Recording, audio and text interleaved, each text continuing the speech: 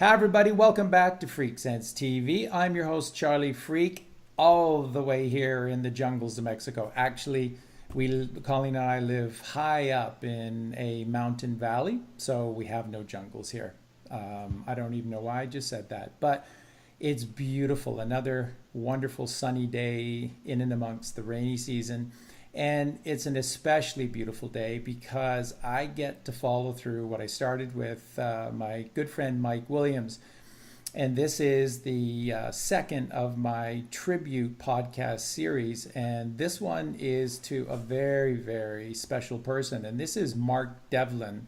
And I'm sure everybody who is part of our family here well understands and knows Mark's work with regard to the music industry, entertainment industry, be your own hero, all of the massive truths that Mark has shared with us. And so today's show is designed, just like we did a few weeks ago with Mike Williams and his stewardship of the Paul is Dead research. Today's show is going to focus predominantly on a tribute to Mark Devlin and his stewardship of the follow-up to the enormous mind-blowing book by Dave McGowan, Weird Scenes Inside Laurel Canyon, and then this follow-up to all of this information that was released by Dave in his 2014 book. And just as Mike Williams has been the good shepherd of the Paul is Dead movement, ensuring its integrity, honesty, and balanced approach, Mark has been that same guy. He's been that same person. And it has been a blessing for all of us that Mark has been the main shepherd, the steward of this follow-up research to the music industry. And because it's all controlled by the same group of people, this is what Mark has discovered, that, of course, all this research to the music industry is the entertainment industry. And now we're finding out that it's all aspects of organized society as well, reaching all the way to corporate heads within finance. So it's incredible, and it's been an incredible ride and journey for Mark too. And again, let's just all be honest. We're very fortunate that Mark has been at the head of this incredibly important and valuable information. So with all of that, let's welcome Mark to the show, all the way from London, England. Mark Devlin, how are you doing, my friend? Hey, Charlie. Thanks for having me on, man. What an intro. And I was grimacing there because I'm a humble guy. You know, you're bigging me up, and I'm a little uncomfortable with it, but I appreciate it at the same time. And when I was at school, I used to be absolutely terrified of being called up to do some kind of presentation in assembly or getting some kind of part in the Christmas play where I'd have to perform in front of people. I used to hate the idea of that. And yet here I am delivering presentations to people at conferences all these decades later. So life is a funny thing in terms of how it works out sometimes. It sure is. And the other thing is that Colleen and I were talking about this a couple of nights ago, and we can't really think of anyone else. Maybe Santos Bonacci, because we like his Aussie accent so much, but really nobody else. For someone that doesn't like the spotlight and attention, you're so good at this. And your public speaking events too, once you get rolling in them, you're a brilliant public speaker as well. So you do this so well. It's almost like this truly is your calling, Mark. I sure see it that way. Well, it feels that way to me too, man. And I'll let everyone into a little secret. Just before we came on air today, I said a little intention prayer and sort of expressed my will and intent to the universe for this chat to go really well and for me to be able to be articulate and eloquent and put across truthful information that empowers people. And I do that before each one of my talks now. I ask the universe to inspire me, and I ask to be used as an outlet for truthful, empowering information.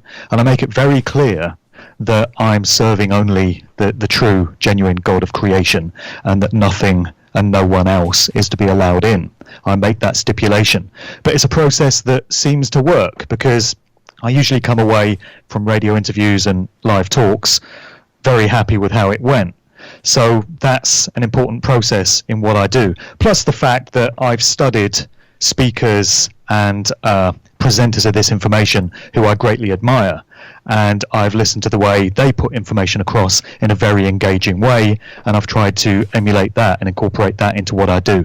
And I do very much feel that it is a calling. We were having this chat just before we came on air, that I feel the universe has put me right where I've always needed to be. And God knows it took me long enough to realize that. You know, here I am at my point in life, only now treading the path that was always intended for me. And I feel that there have been a few opportunities along the way where I could have embarked on this path sooner, but for whatever reason, I continued down the path that I was on. But I got there in the end, and it definitely feels like I'm doing the right thing now. So I spent all these years as a DJ. You know, my main profession for 20 odd years was as a club and radio DJ. And I was moderately successful in that, in terms of I got gigs all over the UK, and I managed to travel to many different countries around the world, over 40 countries, to do gigs. And I did radio shows, I wrote for music magazines. I was reasonably well known within my genre, which was black dance music. So it was R&B, soul, funk, hip hop, reggae, disco, soulful house, that sort of stuff. But I never made it into the top league. And this was always a source of great frustration to me. I would look at other DJs I admired, and it would really get to me that I couldn't achieve their levels of success. And I wondered why that was. And it seems to me as if I was being kept out of those top leagues, those top ranks, for a reason, because I was never meant to flourish and thrive within that industry. As I say, I was allowed a certain level of prominence, and I really feel now that that was so that I could gain the experience of these industries and get up to speed on different music genres and how the industry is structured, what music is used for, the way artists are selected and elevated to the top of the game, so that this would all become useful in the research that I would do later. And I now find myself being much more enthusiastically accepted as a researcher and an author and a presenter of this type of information than I ever was as a DJ. So there's a pretty clear message there that this now is what I was always meant to be doing, and the DJing stuff was a stepping stone to where I now am. And I probably wouldn't be able to be doing all this, certainly not with the credibility that I feel I have, because if I was just some regular Joe, just some YouTuber, you know, just some guy in his house that decided to make the odd YouTube video, a few people might listen to what I had to say. But I think the fact that I've worked in the industry and I've got experience as a radio and club DJ, and I've met many of these artists, I've interviewed a lot of the artists that I now talk about, I feel that does cause people to listen more to what I have to say than would otherwise be the case. So everything seems to have worked out the way it always needed to. It just took a bloody long time to get there. Well, and thank you for sharing all of that. First off, it's brilliant information, and is actually very spine-tingling for me, because while we come from different backgrounds, essentially the heart of what you just described is my experience as well. So it was incredible to hear that, because, yeah, and I think a lot of us, I would imagine that Mike could probably tell, a fairly similar story to that as well. That and I really think, sure, Mark, that that we're always where we're supposed to be, and some people may attribute that as kind of a lazy statement, and attributing it back to sort of God and putting everything on God's shoulders. But it not really. What I'm referring to, and I think you would agree with this, is that within the structure of our physical realm, which is polarity, everything is an infinite line of polarity for every single aspect of creation. so that there's an infinite amount of choices between light and darkness, up, down, male, female, on, off, whatever. And that's so that we can be whomever we wish to be in any single moment. That's free will. That's the true heart of God's gift of free will to us. Yeah. And when you look at this very nature of the gift of free will, what it's powerfully telling us is that where we are, what we're experiencing is because of us, is our choice, is a result of the choices that we've made with this incredible gift of free will, and that we're where we exactly need to be. And so for someone like yourself, who was going through an industry that, let's face it, is riddled with corruption, and has from the very beginning moments of its creation as a money-making industry, the music industry has been riddled with corruption. So for you to do your job and do it well, and to rise up in an awareness because you did your job well, but then not to see or experience that high level of fame and fortune. Yeah, because you're an honest, integral person. That's not what they're looking for. For it seems to be, if you read the works of Mark Devlin, it seems to be quite consistent that those people who do become the chosen ones, those ones that really stand out above the others with their work in the entertainment industries, they all seem to have a predilection towards corruption and being okay with a little lie here and a big lie there.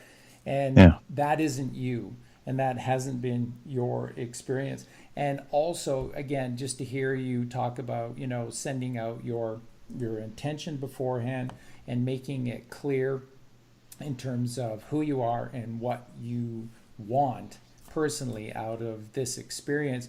Again, that's just brilliant, and it ties back into your presentations on Be Your Own Hero, which is just brilliant stuff, and it's commonsensical stuff. And these are all reasons why I am such a big fan of Mark Devlin, the person, and Mark Devlin, the researcher. Yeah, well, thanks again. My heroes used to be other DJs. I was just as guilty as anyone else of having celebrity heroes and placing icons on pedestals. This is the sort of thing that I talk about in my presentations now. And I implore people to let these heroes go because they're never who you think they are. And I discovered that the hard way because I used to look up to certain other radio and club DJs and try to emulate them and get all screwed up and twisted out of shape that I wasn't achieving their levels of success.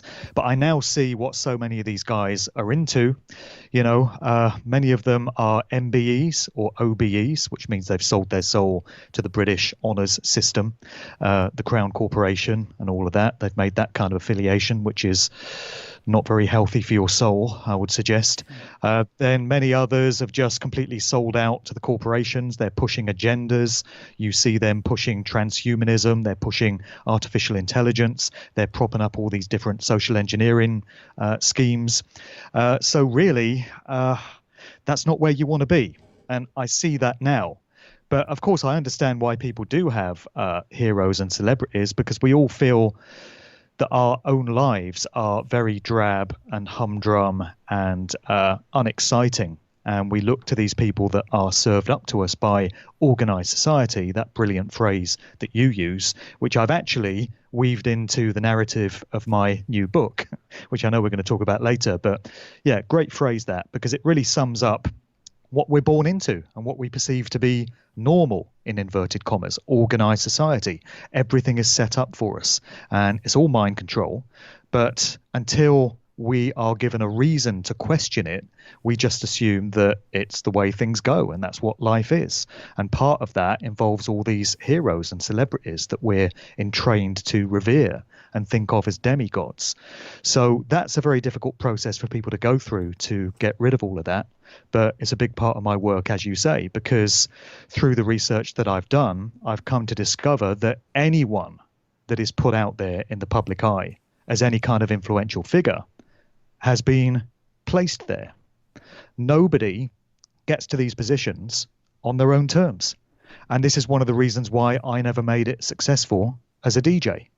I wanted to, and thank God it never happened, because I used to apply to BBC Radio 1 and BBC One Extra and Capital Radio and all these big radio stations. I was forever sending up demo tapes and trying to convince them that they should get me on their books and I would be an asset to their station. And I kept getting knocked back. I would either receive no reply at all, or they would just say, oh, yeah, we don't think you're quite ready yet. Contact us again in a year.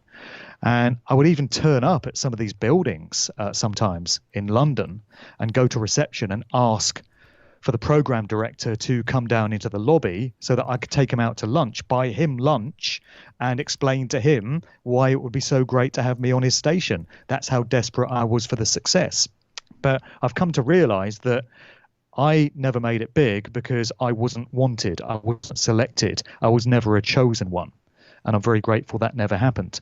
But anyone else that achieves these apparent levels of great success and influence is given those careers by those parties that can make these things happen, whether it's a radio station, whether it's a Hollywood film company, whether it's a television company, whether it's a record label, doesn't matter. It's the same thing in politics. You can't be a successful politician unless you're chosen, unless your face fits, unless you've done what's required of you to prove yourself. It's the same in the world of big business. It's the same in the world of science, military, everything. So these are all realizations that I came to, and it becomes clear that all of these career paths are laid out for people. There's always a vacancy, you see, at the top of these games. There's a vacancy there to be the most influential radio DJ, let's say in electronic dance music. There's a vacancy to be the most prominent and influential rapper. There's a vacancy to be the most prominent and influential R&B singer. And it's never about the individuals that take up these roles. So you can think of the number one rapper for the last 20 odd years, Jay-Z, right? It's not that it's Jay-Z. It's not that he's so great. It's not that he's streets ahead of all the competition. It's just that he's the guy that's been selected to fill that role. And if it wasn't him, if he went under a bus, or if he said one day, I don't want to do this anymore, which would be a very unwise choice for him at the level that he's now in, I would suggest. But supposing that happened, do you think they would struggle to fill that vacancy? Or would they have it filled before breakfast the following morning? You better goddamn believe they would. It's the same thing with Beyonce as number one R&B singer. It's not because Beyonce is a great singer. It's because she's been selected for the role. She does what she's told. She fulfills the agendas. And so she's in that position. But if it wasn't her, they'd fill that role before breakfast tomorrow as well. And so it is with all these positions. US President, POTUS, if it wasn't Donald Trump, no problem filling that role with somebody else who would be an obedient yes man or woman and would jump to at the drop of a hat. So this is organized society, man, as you well know, and there's many different facets to it, but it is all organized in the same way, which is chosen ones who take up these roles. And that's either by way of the families and the bloodlines that they're born into, different generations being ushered into these influential roles time after time. One generation, you might find the patriarch of the family is the Lord Mayor of a town or the governor of a state or some politician or statesman. And then the next generation, the son or the daughter, could be a Hollywood actor or could be a prominent musician. It doesn't really matter as long as it's in the public eye and it's influencing people, influencing their perceptions and their mindsets. So this is the way everything has been structured for so long. And this is what's so fascinating, has been so fascinating about my work, just uncovering the degree to which this is the case. And it's not as if any of it has been that well hidden from the surface. That's so true. When you consider Dave McGowan's work, by his own admission, all he was doing was pulling together different strands of information that were already in the public domain. He didn't have to go and sit in libraries and go hunting through archives and things like that. He was using newspaper articles, obituaries, magazine clippings, official biographies, this kind of thing. And he pieced together that incredible tapestry of information that he did about all these musicians in Laurel Canyon just from that type of information. And that's what I do And again, you're just pulling it from different places in the public domain. But when you put all the pieces together and you see these patterns forming like a jigsaw puzzle, it all suddenly becomes so clear what's been right under our noses all these decades, all these generations, that organized society is set up in this way. And we have chosen ones that are given to us in these roles. It's never by random chance or accident. And you can never get to one of these positions just through working really hard, despite what we're entrained to think of. So when you're in school, the teacher might say to you, oh, if you work really hard and pass all your exams and sit all your tests, you too could be the next president of the United States, or you could be the next Bill Gates. You couldn't. And trust me, you wouldn't want to be, because those kind of roles are not open to little Johnny and Susie at the back of the class. It doesn't work that way. And when you come to realize that, it makes sense of so much in this madness, lunatic asylum, shithole hell world in which we live. Brilliantly said. And there's just no room for argument there. It is the absolute holistic understanding of how organized society functions. And, Mark threw something in there that I wonder how many people really understand the fullness of dropping that name. And the corporate heads that we are starting to understand a little bit better. Bill Gates is the example that you gave, and now the new one, the biggest one today is Elon Musk, and Richard Branson is certainly another. What you're Jeff finding, Bezos. Jeff Bezos. What you're finding is that these are not, and I'm going to really, really make this very clear to everyone about Bill Gates. Bill Gates was never some genius, sort of nerdy kid that was a genius, scriptwriter and divining, computer codes and writing computer programs and whatnot. He bought a very dysfunctional program, and then that program, which was essentially so poorly done and garbage at so many levels, then became sort of the basis to the whole Windows Foundation. Well, why would they do that? Why would Windows go forward with a software program that was was full of holes and had so many inherent problems and limitations to it? MS DOS, or essentially DOS and then MS DOS, and which became Windows. And the reason is because they're not here to give us what we need. They're here to constantly give us what is necessary to a bare minimum, and then make sure that it barely functions so that we struggle. So anyone who's ever owned a Windows-based computer or has had Windows software, then they all know about Norton utilities, because you got to have Norton utilities on your computer if it's Windows, because hidden viruses on your computer, and that's why Windows computer takes 7 days to load up, because you've got so many things.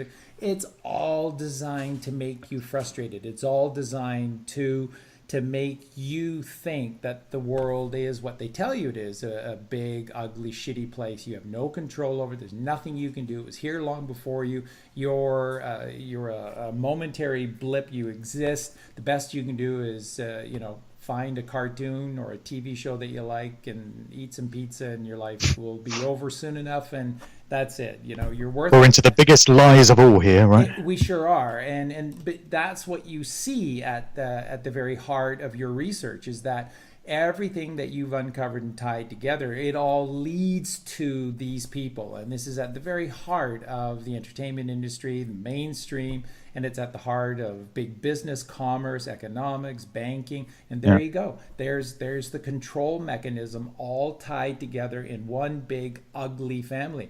And another point that Mark made during his brilliant run of information there was that what they do is in plain sight.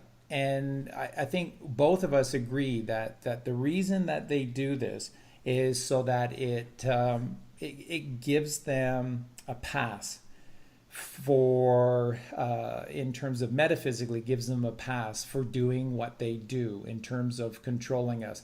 If all of this was a completely sealed shutdown system where we were impervious to finding out anything that's going on, then which is very possible, it's very easy for the Phoenicians to have set everything up this way. The reason they don't is because they think, and it doesn't, but they think that this absolves them from an everlasting hell or everlasting punishment from the Creator. And believe me, they all know that the one true God exists. This is at the basis of everything that they do, and everything that they spin to us is just bullshit. But Right. they know, and that's why they put it in plain sight. So when McGowan, this information was brought to his attention in terms of all of the coincidences that existed, and then Dave went to work and just started piecing things together that were readily available all over the place. And it's like, oh my God, they're all coming from the sort of same very small group. And this group is they're all tied to secrecy, they're all tied to the military, they're all tied to high finance, they're all tied to government. Yeah, And I don't think Dave understood what he'd stumbled upon. I think he saw it as a curiosity and, it's something he found fascinating, but I don't get the impression that he saw the bigger picture and he realized just what he was unveiling here and how it fits into everything else. Do you get that impression? that is so true. We've had that discussion before, and that is so true. And that's why, especially towards the end of the book, Dave is kind of he makes these general statements, but he doesn't make any hard and fast directives because I don't think that he had fully wrapped together, pieced together all of what this meant. And again, Yeah. Dave didn't come from this deep conspiratorial background. He was sort of a fact checker, and you can't trust the government and that kind of thing. But not from any deep connective. And I think that's what was missing in his work. But it was a gift. Yeah, Because that book, his biggest gift was passing the baton on to others, the likes of me and others that took the style of his research and started applying that scrutiny to different genres. So Dave just kind of left it at the folk rock and country rock scene of the 1960s coming out of Laurel Canyon. But you can apply the same level of research and scrutiny that he did to electronic dance music, hip hop, punk and new wave, heavy rock, heavy metal, synth pop, any music genre you could think of. You could probably even do it to classical. I'm not aware of anyone that's gone in on the classical musicians. Obviously, a lot of the composers were Freemasons, but there's going to be a lot of sordid, unsavory stuff to discover there for sure.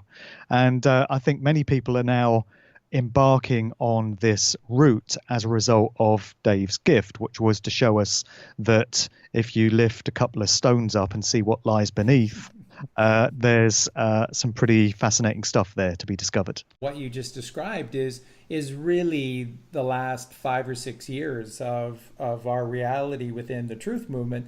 And it is again your stewardship of this baton that Dave passed on that has been so remarkable, because you've taken this so seriously. Just as Mike took the Paul is dead research deadly seriously. This is very, very serious stuff. And then by doing so, what both of you have achieved is that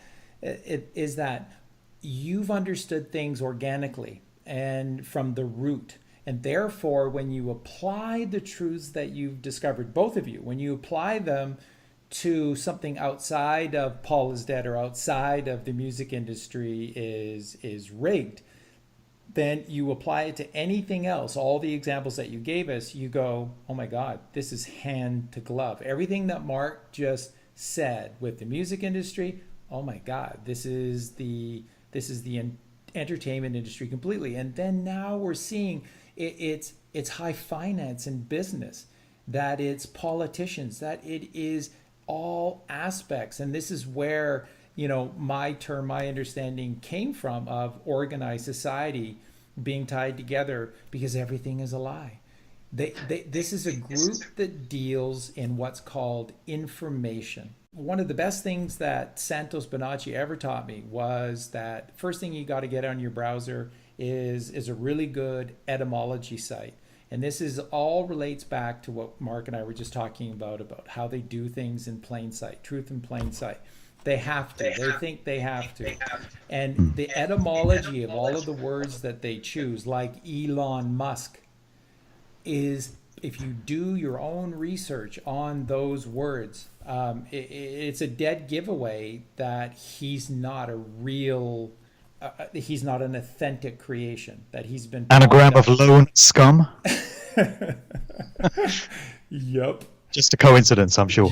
He is. Charlie, one of the things you always talk about in your shows is how the whole of organized society is back to front and upside down, and everything is twisted and distorted in this reality in which we find ourselves. It's satanic inversion.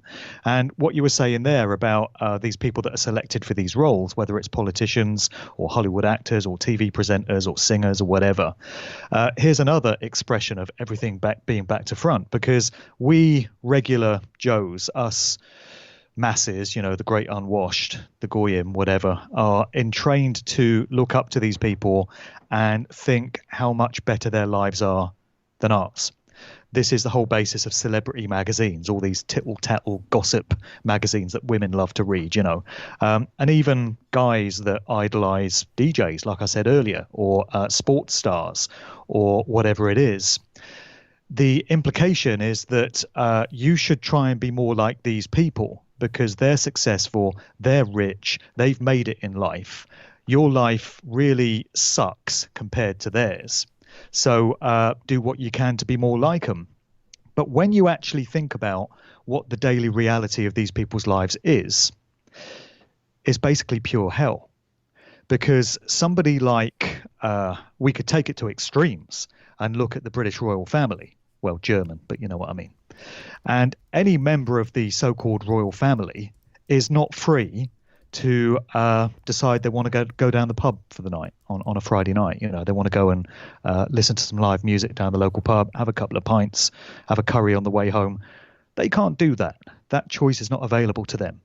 Even lower down the totem pole, a successful actor or musician or TV presenter is not free to go out on the street and pop down to the supermarket for a loaf of bread and some fruit or whatever, and then just walk back along the street, because they're going to be mobbed by people that recognize them. There's going to be paparazzi everywhere.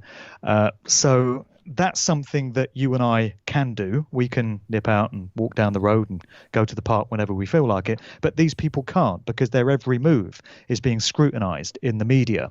And everything that they do or say is likely to be reported. And not only that, far more seriously, they've got owners. They've got controllers. They've got handlers who are telling them what they can and can't do. Oh, big If time. there's a red carpet ceremony at which their presence is required, they're fucking going. It doesn't matter if you've got plans next Tuesday night. You're going, mate. You're going to this event. If there's some social engineering agenda that needs a bit of a push and you're called on to take part in a TV commercial or it's some kind of fundraiser or something, you're doing it. If your handler tells you to get your ass down to the studio and read this script in front of a camera, you don't get to say no. You're doing it. I mean, the very best thing that can happen to you if you say no is your career will flop. But, in terms of the worst thing that can happen to you, use your imagination if you don't play ball. So my point is, the likes of us are free to do what we want in life. I'm free. I can go out whenever I want. I can drive anywhere I want. I can jump on a plane to any country I want at the moment. Well, these freedoms still exist, but, I can do that. And someone who is in the public eye is not able to do that. So in actual fact, our lives are better than these people's lives in many ways. Obviously, if you place importance on financial wealth and possessions and things like mansions and yachts and sports cars are important to you, then you could look at these people and wish you were more like them. But if those things don't have any value to you in your life, and you place more value on more spiritual things and making sure your soul is all right, in the lyrics of a Prince song, "Money Don't Matter Tonight," then our lives are actually much richer. This reminds me of an interview with Bob Marley way back in the day, where the interviewer said, "Are you a rich man?" And Marley said, "What is richness? My richness is life." He says, "Are you talking about financial wealth, or are you talking about true richness? My richness is life and, free flowing with the universe."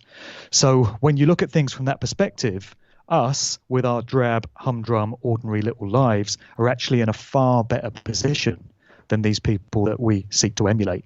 Who knew that? And the other thing I think that's important to note as well, they're not who they're purported to be as well. Some of these main figures in organized society, someone like Elon Musk or Bill Gates, are purported to be some of the smartest, cleverest people out there that exist. That's how they got up so high. They're so smart. And when you begin to actually look at some of the comments that they make on a holistic level or basis, what you realize is that most of it they're reading scripts, and that these are not really bright people. I mean, all you have to do is just take a look at the current U.S. president and go back to George W. Bush as well. I think these controllers get a real kick from putting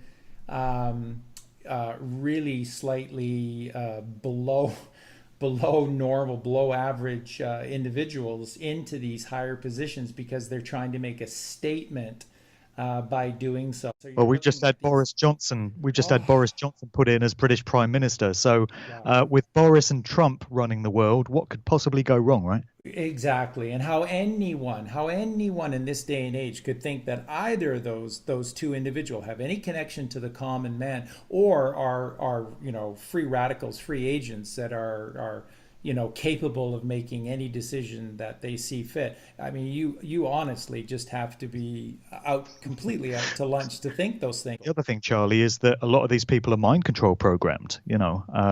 That's why they adhere to agendas. That's why they do what they're told, because to a very large extent, they're running a program. They're mind controlled in themselves. That's the way they get them. Absolutely. And that especially comes, excuse me, from those who have been groomed for this all their lives. And you have really done a great job with taking this information and explaining it perfectly, and how these lifetime actors come to the center stage, that they come from these very, very specific families. And again, for all of you listening in, these are not special blooded people. They're just like everybody else. We're all the same. We have the ability to go anywhere and do anything we want to with God's gifts. We are all connected deeply. We're all individuals, but we're all connected very deeply. These are families. It's not because they have this wonderful blood. It's because they can be trusted. It's because the parents of these children are monsters who raise their kids to obey commands and to play roles. That's who you're dealing with. So when Mark That's talks right. about certain people being, essentially bred into these, they are taught and prepared for these roles their entire lives. That's what you're dealing with here at the higher end. So if you again think that Beyonce or Kim Kardashian or any of these people have a free ride, Bruce Jenner, wow, what's Running next? agendas. Bruce Exactly. agenda. Yeah, what's next for these people? They're not free. They're not free. And the Let me people just who control us, they don't give out anything for free, and they hate these people that they use and pop it up in front of us. Go ahead, Mark. Sure. Let me just throw a couple of examples in there to prop up what you've said. This has all come up in my research before, and I presented it in a couple of talks. I think I presented this at an Acapulco in February, in your homeland there. But first off, you've got Jazz Coleman, who's the front man of the group Killing Joke. Now, Killing Joke are often cited by people as being anti-establishment, and they're a group that eschews the sort of regular corporate way of doing things. And when you look at some of their songs, they're making statements about the corruption in the world and what's wrong with this reality and stuff like that. And yeah, certainly when you examine their songs, that appears to be what's going on. But when you look into the background of Jazz Coleman, who is from an Indian family, that's his ancestry, there was an interview he did a while back, and I cite this in my articles and in my talks, where he talked about the fact that his family was descended from the Raj political system in British India, going back several generations. And his family had ties to Gandhi and to the Indian Prime Minister of that time. And so you realize straight off that his family was connected. And then he says that from the age of 5, he was told by his family that he was going to be big in the world of music and that he was going to be an influential artist. And lo and behold, he was. He crops up as the front man of Killing Joke, and they have a certain amount of influence on their fan base. But there he was, being told at the age of 5 that that was what was being laid out for him. It wasn't his family saying, work really hard, son, and you could become a musician if you learn all your instruments and learn to write songs and this kind of thing. He was being told, no, you will be in that kind of position. Why? Because he was mixed up and affiliated with those people that can make these careers happen. And so it was on the cards for him, and it happened. Then we've got Ed Sheeran, who's bloody everywhere these days. He's all over that friggin' Yesterday film, the new Richard Curtis, Danny Boyle film that's all about the Beatles songs. And Mike Williams will tell you that it's a very loosely veiled allusion to the whole McCartney situation, where you've got this plagiarist musician that's claiming to be someone that he's not. A lot of that ties into what Mike has discussed with the whole McCartney situation. But anyway, by the by, Ed Sheeran is a big part of this movie. He was selected for the role. Ed Sheeran is another MBE. Actually, that movie Yesterday is full of MBEs and OBEs and, you know, expressions of the British honours system. So Ed Sheeran turns out to come from a family which is intimately connected with the United Nations. And I've presented this information in my talks before. You used to be able to find the website of his dad, johnsheeran.com. And in his biography, it would tell you that he was involved in curating the 50th birthday party of Prince Charles, the Prince of Wales, and that he was also involved with the United Nations. Interestingly, since I've presented that information publicly, that website has disappeared, or at least that section of it. So you can no longer find that biography online. Isn't that interesting? But I have the screenshots of it.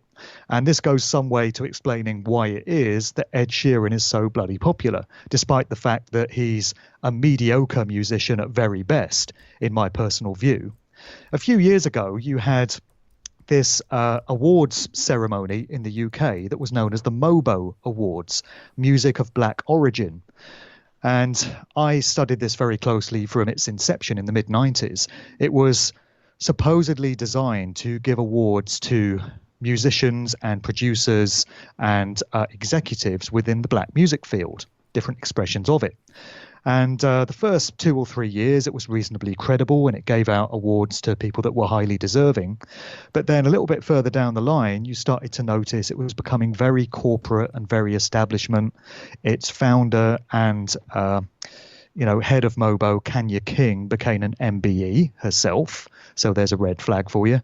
And then you started getting all these mainstream commercial acts picking up awards as part of the MOBO system, when their music had nothing to do with music of black origin. And one of them was Ed Sheeran. A few years ago, he swept the board at the MOBOs. He was getting best newcomer, best single, best album, all of this. And I don't know what I've missed, but from my 30 odd years of studying different genres of black music and the way it expresses itself, there's nothing black in inverted commas about Ed Sheeran's music at all. It doesn't matter that he's a fat ginger guy with goopy eyes. That's neither here nor there. It could be there in his music, but it's not. So, to my thinking, this was all a way of getting Ed Sheeran shoved down the throats of the British public, getting everyone used to him, in training people to think of him as the best thing since sliced bread and the best new artist that Britain has produced in the last few years, because it was always intended for him to have this influential effect. And there he is in the movie yesterday. As I say, he's picked up his MBE now. And when you look at pictures of him, promotional photos and such, you see him flashing up the same tired old Illuminati hand signs, the Baphomet and the 666 and the covering his eye with one hand. There he is, letting you know who owns him, letting you know what he's a part of.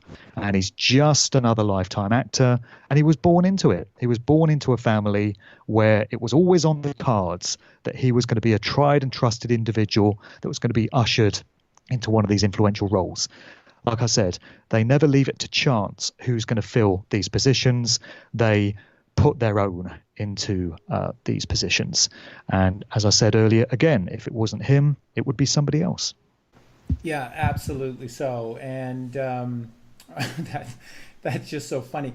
With Ed Sheeran, I think maybe the sympathy, there must be, it's just a coincidence, I'm sure, Mark, but there must be some kind of sympathy on part of the sort of the black and R&B movement to sympathize with Ed for being this incredibly white ginger uh, kid. But Well, I it's think like the giving sympathy is Kenny Rogers and Dolly Parton win Reggae Artist of the Year awards at Sunsplash or something.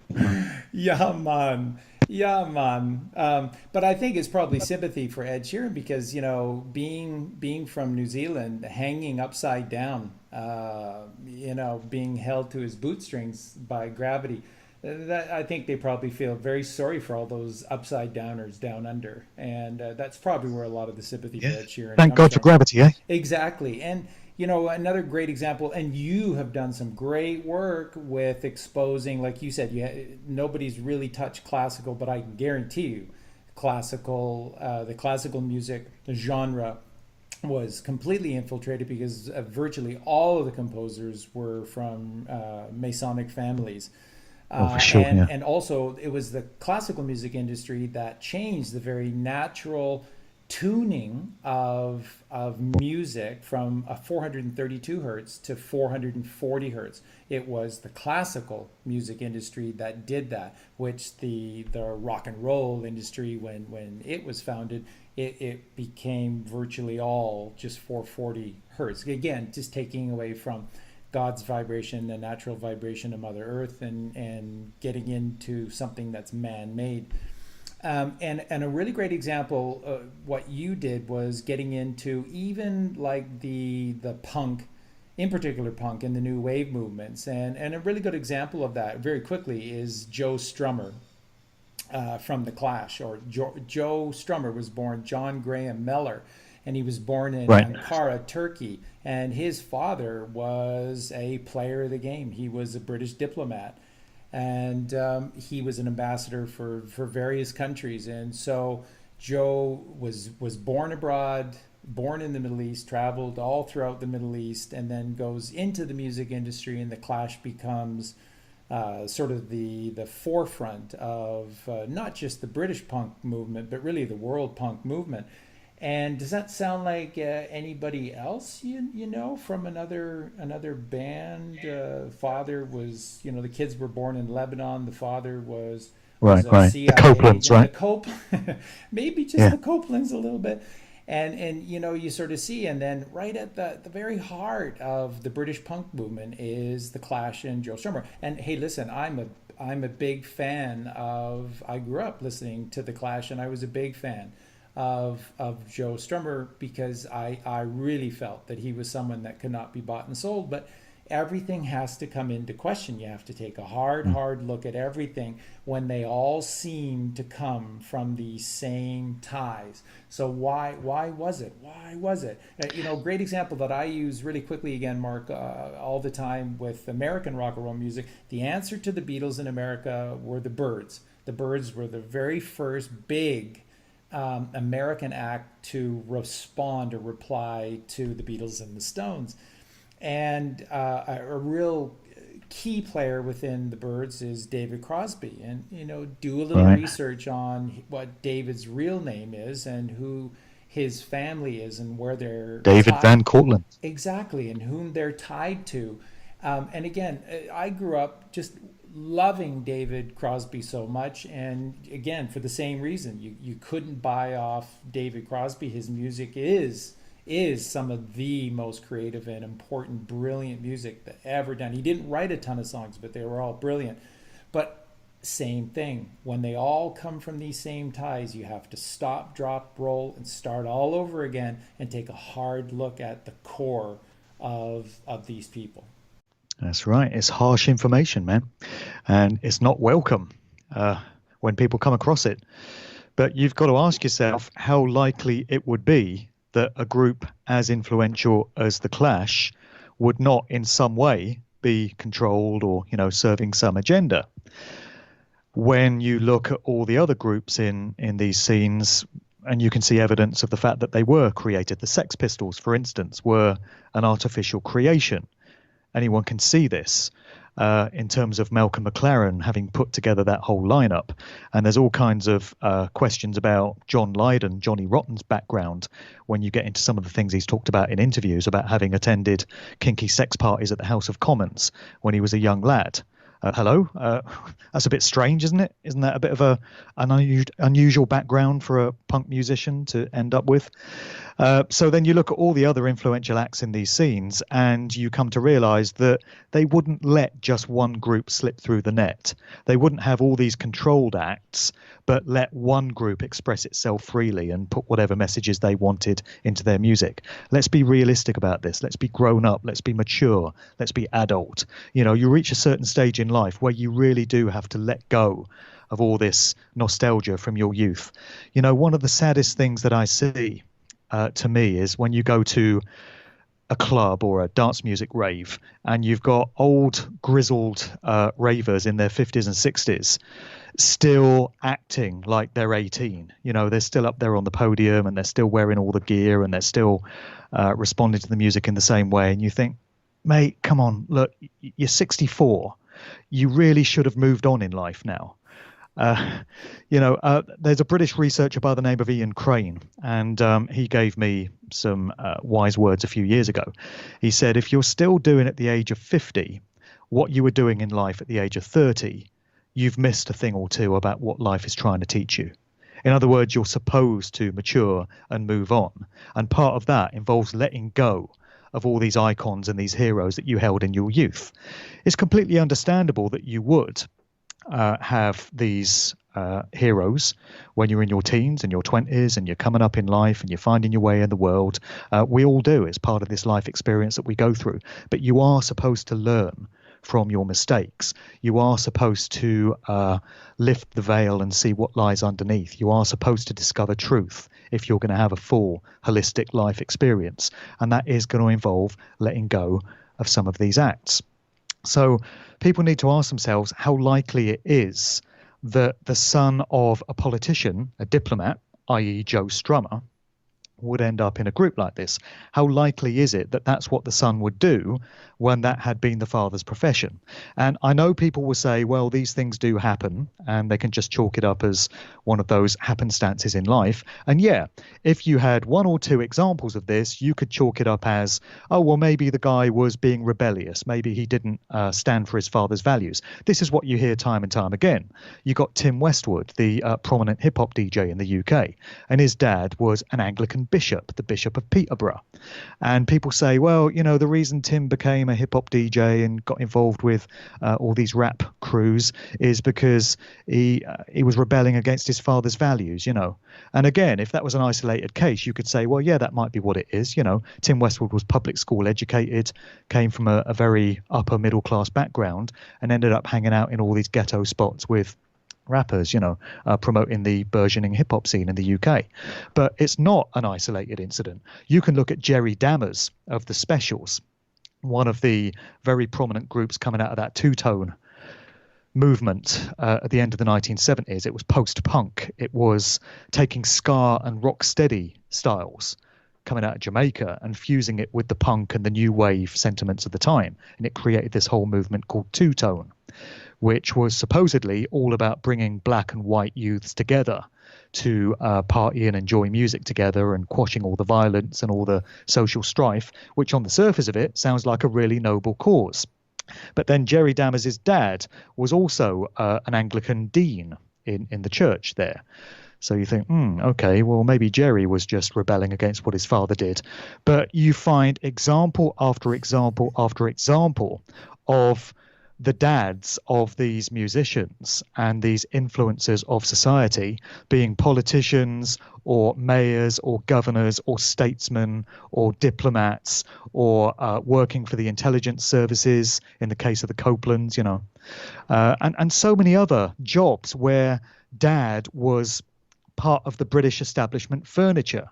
And then the son or the daughter, in many cases, goes on to become an influencer of culture. And when it just keeps on happening, you've got to be in a very heavy state of denial and absolutely committed to not let go of your nostalgic youthful dreams, not to acknowledge that there's something going on here. A mature mindset that is up for being led wherever life wants to take it and whatever lessons it wants to teach it is going to accept that things aren't the way they thought it was. We've all been fooled. We've all been deceived. Every single person on the face of this earth has lived under lies and deception because that is the nature of this place. That is how we learn the lessons that we need to learn in order for our souls to evolve and grow. So there's no shame in admitting that you were deceived, but there's dignity and self-respect in acknowledging that it happened and learning how it was done so that you don't get fooled again. In the words of The Who, won't get fooled again. I feel that's what they were trying to communicate in that song. Clearly, Yeah, that's what Pete was saying. that was a nod to societal conditioning. And The Who knew how it worked and they put it into that song. Obviously, they were a part of it because they've got some dubious connections themselves, but that's how they knew how it works because they were coming from the inside and giving us a little glimpse into the methods that are used. So we get clues in these songs if only we will listen to them. And I know that's the basis of your whole book series, man, just analyzing what these musicians were telling us. And that's an interesting dichotomy as well, isn't it? Because so many of these great musicians that you hail and herald with your book series and that we talked about on that Truth Trip show the other week, so many of them are clearly compromised in themselves and are a part of something very shady and nefarious.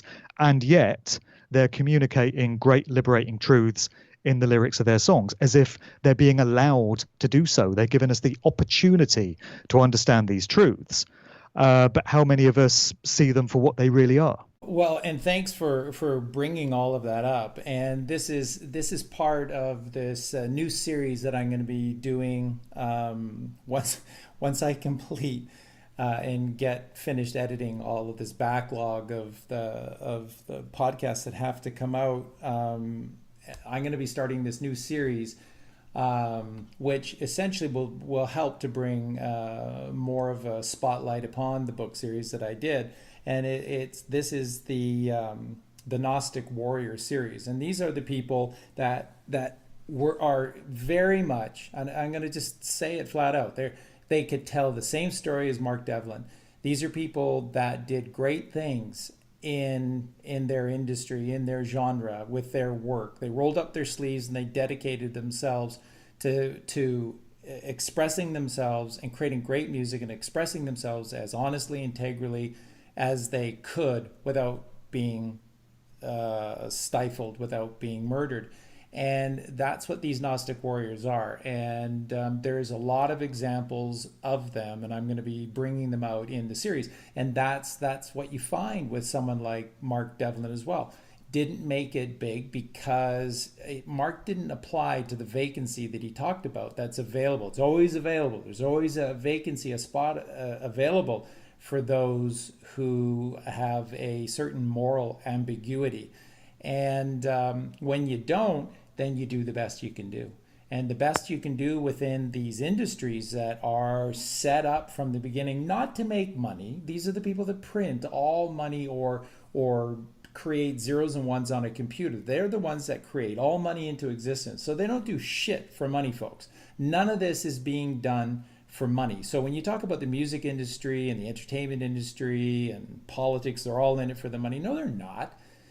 This is a control mechanism. It is designed to tell you that the state exists, it has always existed, that you're nothing and you must trust the state. It's not perfect, it's big, it's ugly, there's really not much you can do about it. Vote for the next orange-haired clown and you hope things will get better. That's the kind of bullshit that they put out there. And then there are people that have spent their lives telling you the truth behind all of this as best they can. And guess what? You can't write a song saying that the music industry is rigged and that the Beatles were a construct and have that published on an album. It's no label is going to publish that song.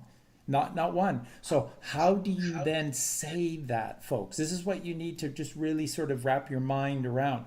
You want to say these things, and so many people have said these things, but you have to say them allegorically. You have to say these things metaphorically. You have to say them in such a way that you won't get your head shot off the next time you go out in public. That's the reality that we live with. Whether you like it or not, that's the reality. And those that have that moral ambiguity are the ones that rise up, the ones that can be trusted, or like Mark said, the ones that are bred into this sickeningly from birth, are bred into this to play a specific role. This is the sick reality that we live in. And the thing that's incredible, and see, to me, somebody who always attempts to look at things holistically, to me, Mark's new book and Mark's new project that as I understand it, you're actually way into this, and you may actually have it out before Christmas. Mark's new book is not really as big of a sidelight as many people thought it was when it was first announced on our podcast together. It actually makes a lot of sense because Mark is going to be following this example of the Gnostic warriors with this new book. And I think that hopefully that's a great segue for you to now interject a little bit more information about what's coming in this new fictional or allegorical work. Sure. Well, I'm happy to get onto that. Just before I do, what you were saying there about these musicians that allegorically code messages into their songs, it put me in mind of what Stanley Kubrick did with so many of his films. Kubrick was telling us so much that he couldn't just blatantly come out and say, because he would have been whacked way sooner than 1999 when he seemingly was. He'd have been whacked decades before that. So I think that he was sort of bamboozling and foxing the bloody studio executives at the film companies with a lot of the stuff that he put into his films, because it's only now, all these decades later, that so many researchers are poring over the incredible body of work that he left behind and realizing the intricate depth of all the analogies and the metaphors that he put into his films. And I'm sure that went over the heads of all the executives at Warner Brothers and these other film companies at the time. Otherwise, they'd have put a stop to it, or they'd have withdrawn the films or whatever. But I was looking at the analysis of his film The Shining just the other day by a guy called Rob Ager, who's from Liverpool, England. Have you ever heard of this guy, Rob Ager? No, I'm always interested in finding more of them. Sure. I don't remember his exact website, but you can look him up online, Rob Ager. I mean, this guy's just done incredibly detailed breakdowns of The Shining, and also 2001: A Space Odyssey. He's done a whole essay series, very similar to what Dave McGowan did with his Laurel Canyon essays before he brought them all together into a book. Rob Ager's done multi-part examinations of particularly The Shining. And isn't it amazing? On the surface, most people that you would stop in the street and you say, what is Stanley Kubrick's The Shining about? And they'd say, oh, it's a guy that goes a bit crazy at this isolated hotel. And, the loneliness gets to him and it makes him into this murderous psychopath that goes goes and terrorizes his family.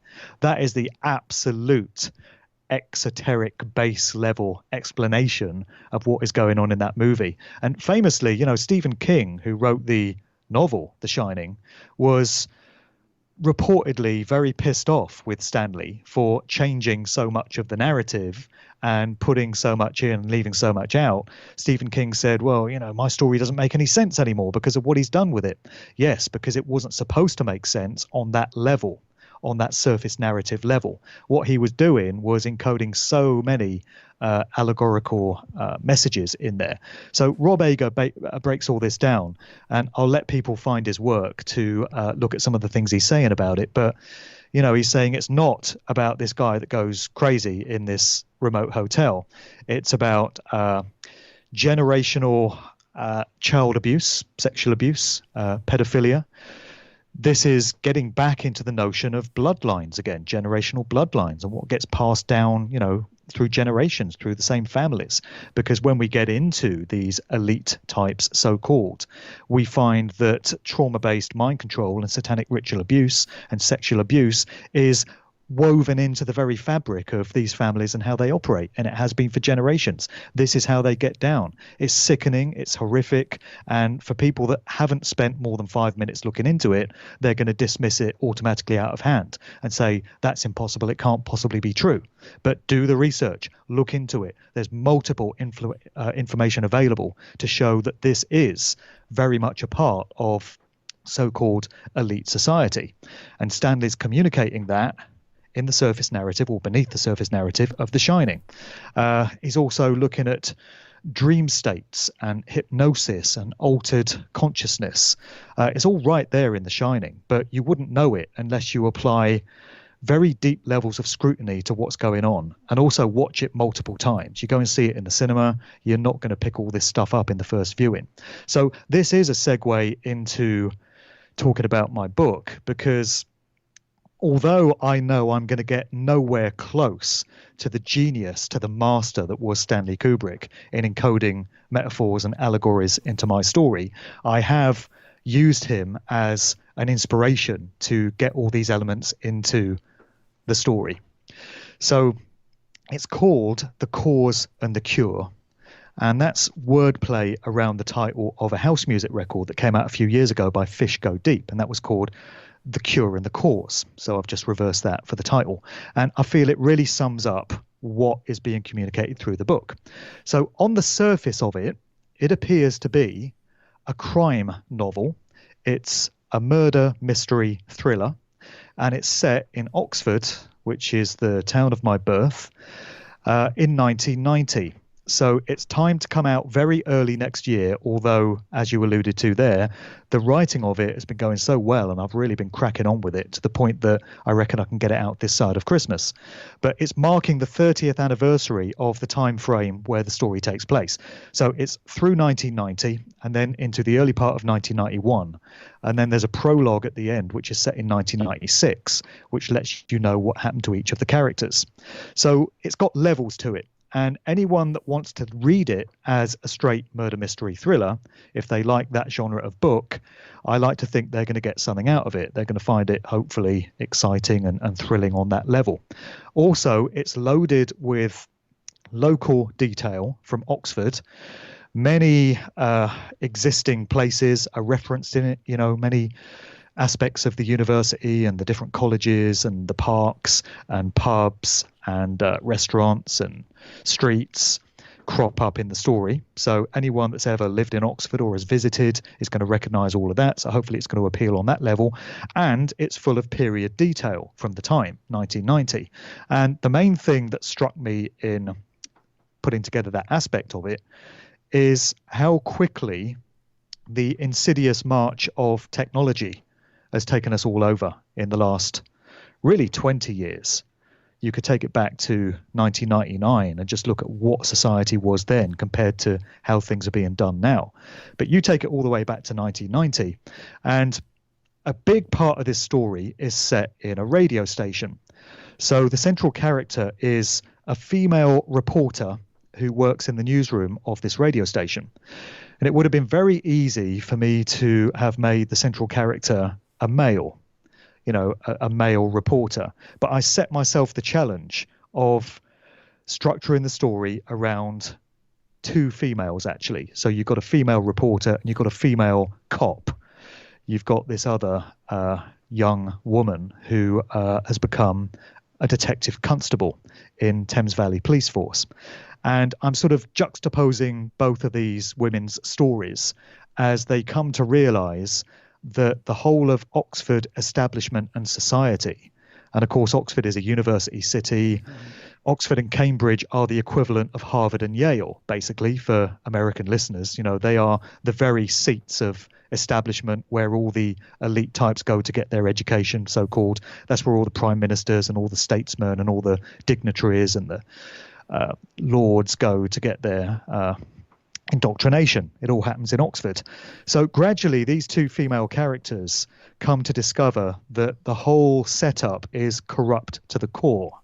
And they realize that every aspect of Oxford's infrastructure is controlled by this shady secret society, which operates below the radar. And I've invented this phrase that they use in Latin. I would have to look it up because I had to work out what the Latin was. But the phrase that they use translates from the Latin into "by stealth we prosper." And it's them saying that we do everything under the radar, below scrutiny. We influence everything that happens in this city. But as far as the public is concerned, we don't exist. We have no name. And so these two young women discover that everyone around them in senior positions is a part of this secret society. That was partly inspired by Rosemary's Baby, I'll tell you, the Roman Polanski film, where, Rosemary, the central character, comes to realize that everyone around her is part of this satanic cult. And they all have very respectable personas on the surface. The neighbors, the doctor, Yep, the judge. Wow. Yeah, but it turns out they're all Satanists. So in this story, everyone's a part of this secret society. And so I set myself the challenge of writing from the perspective of these two females. And this is where the first sort of allegorical aspect of the coding comes in, because these two young women become very concerned at what they discover, and they resolve to expose it as far as they can. And what this is, I shouldn't give too much away because I want readers to figure all this stuff out, but there's loads more that people can figure out for themselves. What this is an expression of the sacred feminine in creation. It's the goddess figure. It's care and compassion, and it's embodied and personified in these two females that find themselves embroiled in all this stuff. So they could have just gone along to get along and turned a blind eye to it and just plodded along with their careers as a radio reporter and as a cop, but they decide that they have to address this situation and apply some care to it. So it's like the goddess figure in creation, the feminine aspect of care being encoded through these two characters. So there's a lot more of that, and it's all layered below the surface narrative. So as I say, you can read it as a straight thriller. You can read it as a period piece that is a time capsule of 1990. And what I was going on to say was, when you are in the radio station in this story in 1990, and this is based on personal experience, by the way, because in 1990, I got my first job in the music industry working at this radio station in Oxford, which back in the day was called Fox FM. Interesting name, right? Not that I realized at the time. And so I started out as a T-boy and a general dog's body in the newsroom, just doing menial tasks. But that's what got me into the industry, because I very quickly graduated from the newsroom side of things to the programming side of things. And I started doing on-air tech op shifts, which is where I was playing out pre-recorded shows on reels of tape and playing in the ads and playing in the news and things like that. And what strikes me now, thinking back to those times, is the fact that all the technology that was being used in that radio studio and in the radio industry generally was analog.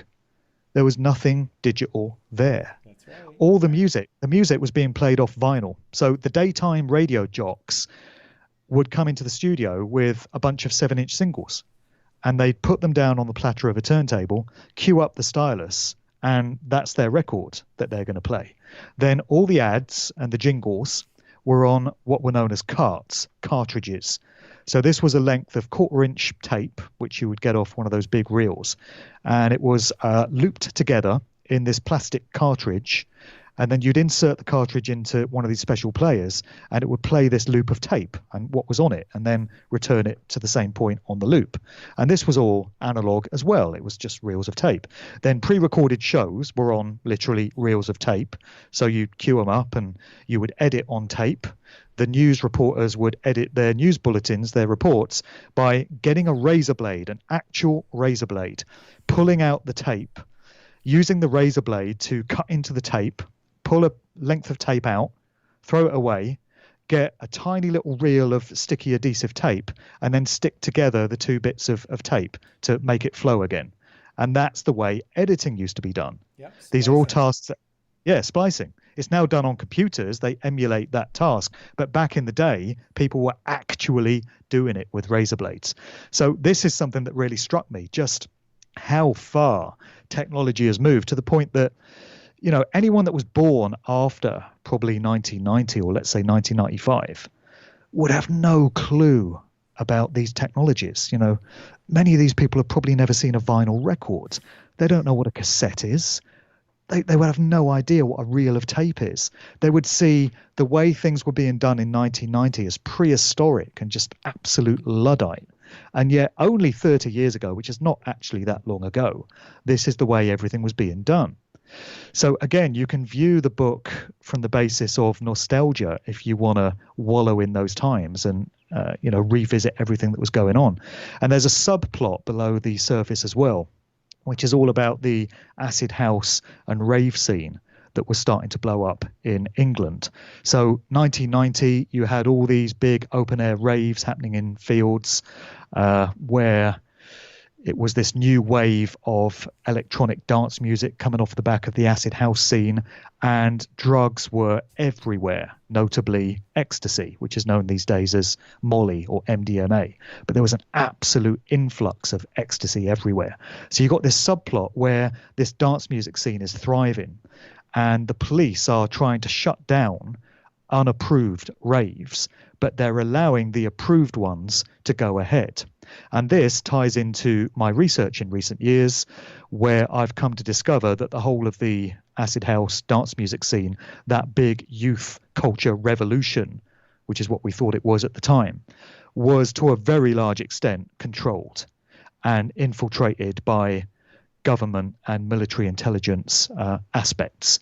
And particularly when it comes to all the ecstasy, all the pills, where all this stuff was coming from. What it is nothing more than a reboot of what was happening in the 1960s with the hippie counterculture flower power scene. You had psychedelic rock music then, and you had all these hippie communes and hangouts and all these festivals like Monterey Pop and Woodstock and Altamont, and you had LSD everywhere, and psilocybin mushrooms and mescaline and all this stuff, but mainly LSD. And so 21 years later, the same thing happened in the UK with exactly the same footprints and modus operandi, except this time it was just electronic dance music sweeping up all the impressionable young ravers, and it was ecstasy instead of LSD. So in the book, I've got elements of the police admitting that they allow some of these raves to happen because they've got the order from above to let them go ahead. But if you get some Johnny-come-lately little chancer dealer or promoter that wants to try his hand at being an entrepreneur and he's not come through the approved channels, watch how quickly his ass gets shut down and his stash gets confiscated. So there's a subplot that's running under the surface. So this book can be read on many levels. If you're someone that likes digging beneath the surface to find hidden allegories and metaphors and spiritual truths, I feel you're going to find a lot in there, because specifically this book addresses natural law, consequentialism, the Hermetic principle of cause and effect. Is right there in the title, the cause and the cure. The cause of all the problems that you see depicted in the story is because people don't know how to live in alignment with morality and universal law, and they don't understand that there are consequences written into the universe for human behavior, and that we reap those consequences, whether we realize it or not, whether we like it or not, whether we accept it or not. And the cure is coming to these realizations and aligning our behaviors and our consciousness with these understandings. So it's right there in the title. So there's a lot there, man. And I've really enjoyed the process of putting this book together. It's been a very different experience for me. And it's been very cathartic. And it's just what I needed because I've poured my heart and soul into it. I poured my heart and soul into Musical Truth 1. And I've done the same with this. I tend to do this with all my projects. You know, this is a real piece of me has gone into this book, and I can't wait for people to see it. Well, that's exactly who you are, and that's what you did, and that's why I always say to folks, and I'll say it again: if you're listening to this podcast and you do not own a copy of Musical Truth, Volume 1 or Volume 2, you need to pick them up. These are exceptionally well written books because Mark is actually a very gifted writer, beyond everything else that he does. But these books are really, they're at the core, they're at the root of understanding what's going on. So therefore, and this is because I came into them, into the books a little after they came out, and my research had taken me deeply into the metaphysical realm. As I was reading Musical Truth Volume 1 and 2, there's so much stuff that I was taking from those two fabulous books that were far, far beyond the music industry.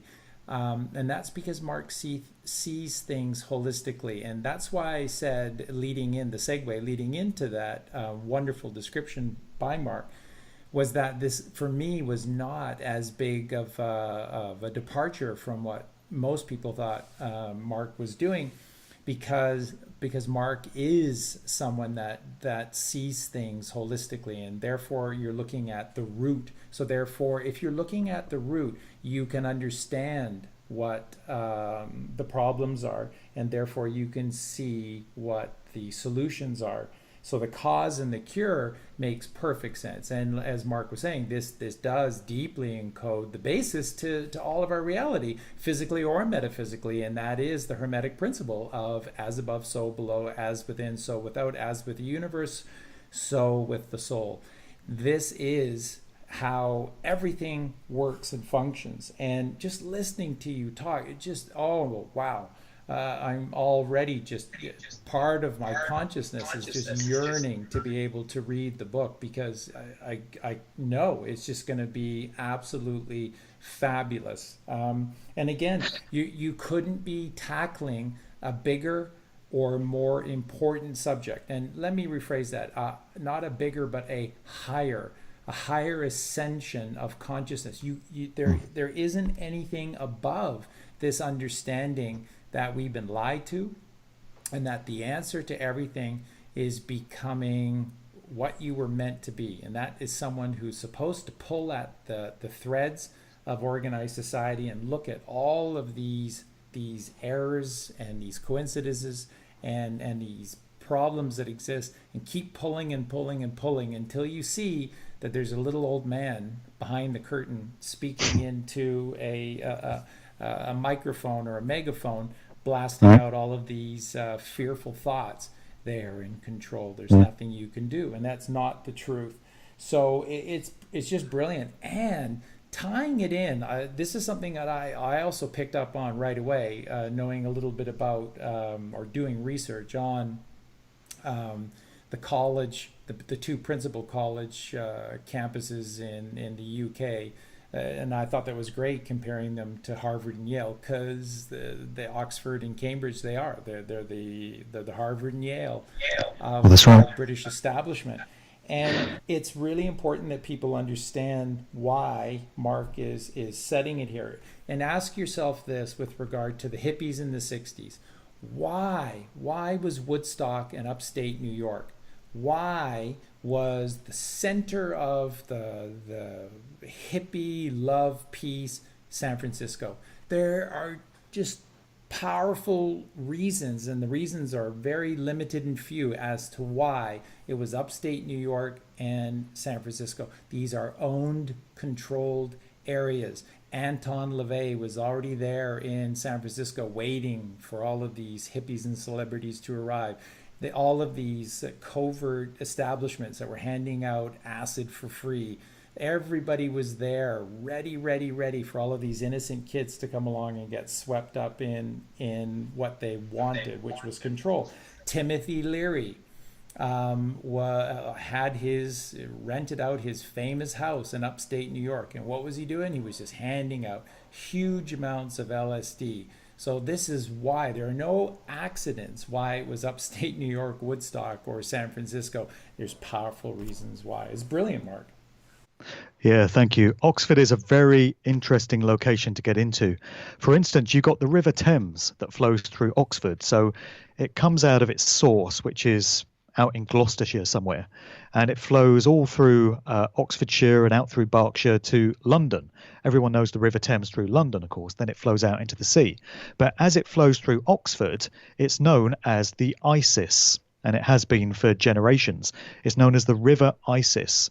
So straight away, that tells you there's something mystical, there's something distinctive about Oxford. And you look at the history that it has, and many of these elements I'm bringing into the narrative of the story. So Lewis Carroll was based here, the Reverend Charles Lutwidge Dodgson. His pen name was Lewis Carroll, and all accounts of him that you can uncover these days show that he was a paedophile. And there was this very real character, Alice Liddell, this young girl that he was seemingly obsessed with. There's a story of him going rowing on this boat with these three young girls, and Alice was one of them. And they row on the River Thames, or Isis, to this place called Port Meadow, which is a really fascinating part of the city. I love going down there. It's just so tranquil, and you can see why he was inspired by the place. So this appears in the story. But yeah, Charles Dodgson Lewis Carroll developed this very unhealthy obsession with this girl, Alice Liddell, and she became the basis of his Alice in Wonderland stories, which are all about mind control when you get into it, and ritual abuse and stuff. And the Alice in Wonderland stories are actually used as mind control triggers when you get into programming, alongside books like The Catcher in the Rye. So there's an Oxford connection. You've got this tavern in Oxford known as the Eagle and Child, very famously on St Giles, which is still there. You can still go in and drink there. And that was where this group known as the Inklings used to gather. And this was a group of writers and poets and lyricists. Among them were C.S. Lewis and J.R.R. Tolkien. And they used to meet in the back room of this Eagle and Child tavern and discuss philosophy and religion and all this kind of stuff. And I've got this great scene. You're going to love this, Charlie. In the book, I've got a police detective inspector who's put in charge of the case of all these murders that are happening. And all the character names, the principal character names in my book, are coded. So you've got to pay special attention to the names that the characters have been given, because none of them are by accident. So this guy, the police inspector, his name is Neil Lowe.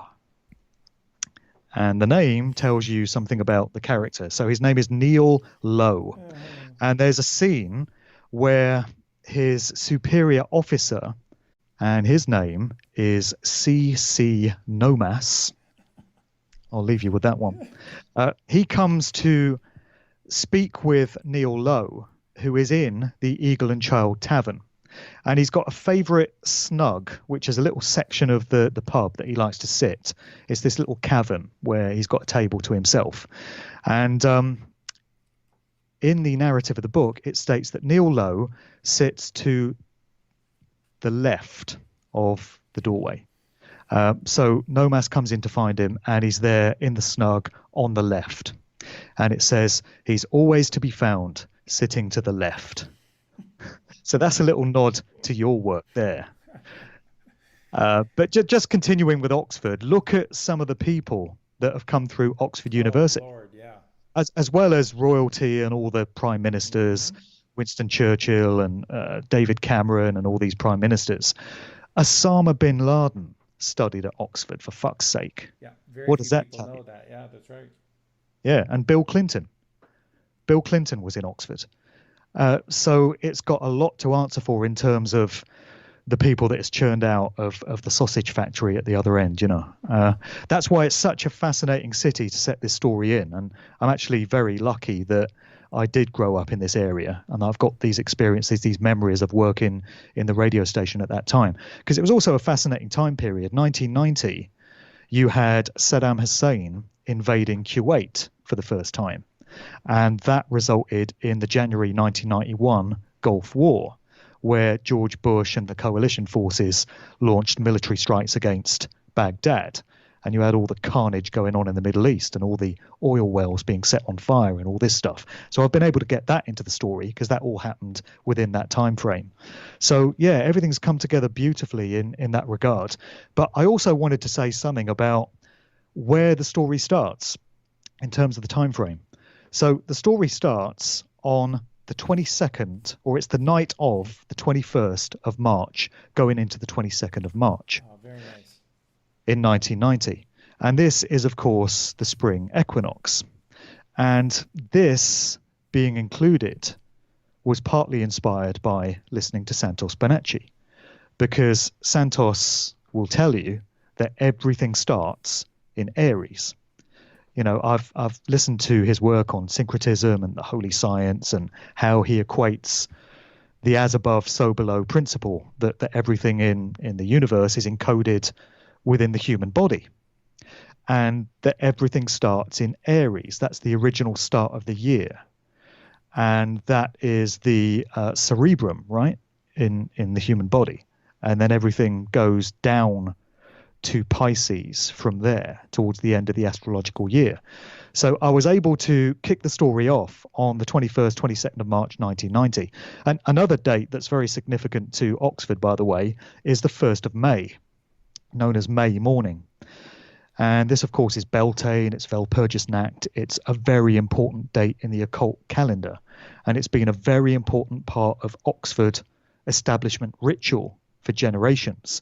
So here's another thing that's very distinctive about Oxford. There's this tradition within the university going back centuries where at dawn on the 1st of May, students will stand on top of Magdalen Bridge, which is a very prominent, very old bridge that runs over the River Cherwell, and jump into the water. And they do it in full regalia, full ballroom attire, you know, they're in bloody tuxedos. And then they jump into the murky, filthy waters of this river below. And the river is very shallow. And every year there are casualties, people breaking their legs and having all kinds of accidents because there's just not enough water in there. But they still do it anyway. And they do it because it's tradition. It's ritual. And if you asked any one of them, why are you jumping off this river, off this bloody bridge into a river in a tuxedo at dawn on the 1st of May? Well, because we've always done it. It's just what's done in Oxford. It's just one of those traditions. People don't question why. Just because it's always been done, we'll continue to do it.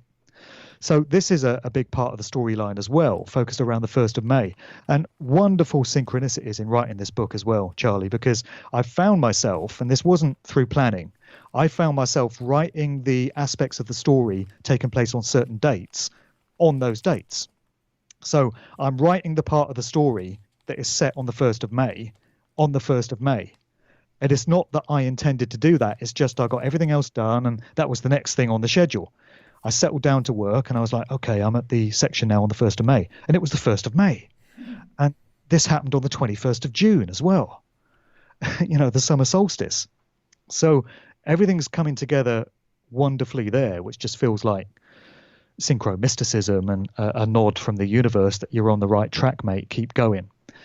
But another thing I just wanted to mention about where I've started the story in March 1990. This was the month where David Icke talks of having had that experience with the psychic that set him on the path to his life's work, or the work that we all know him for now.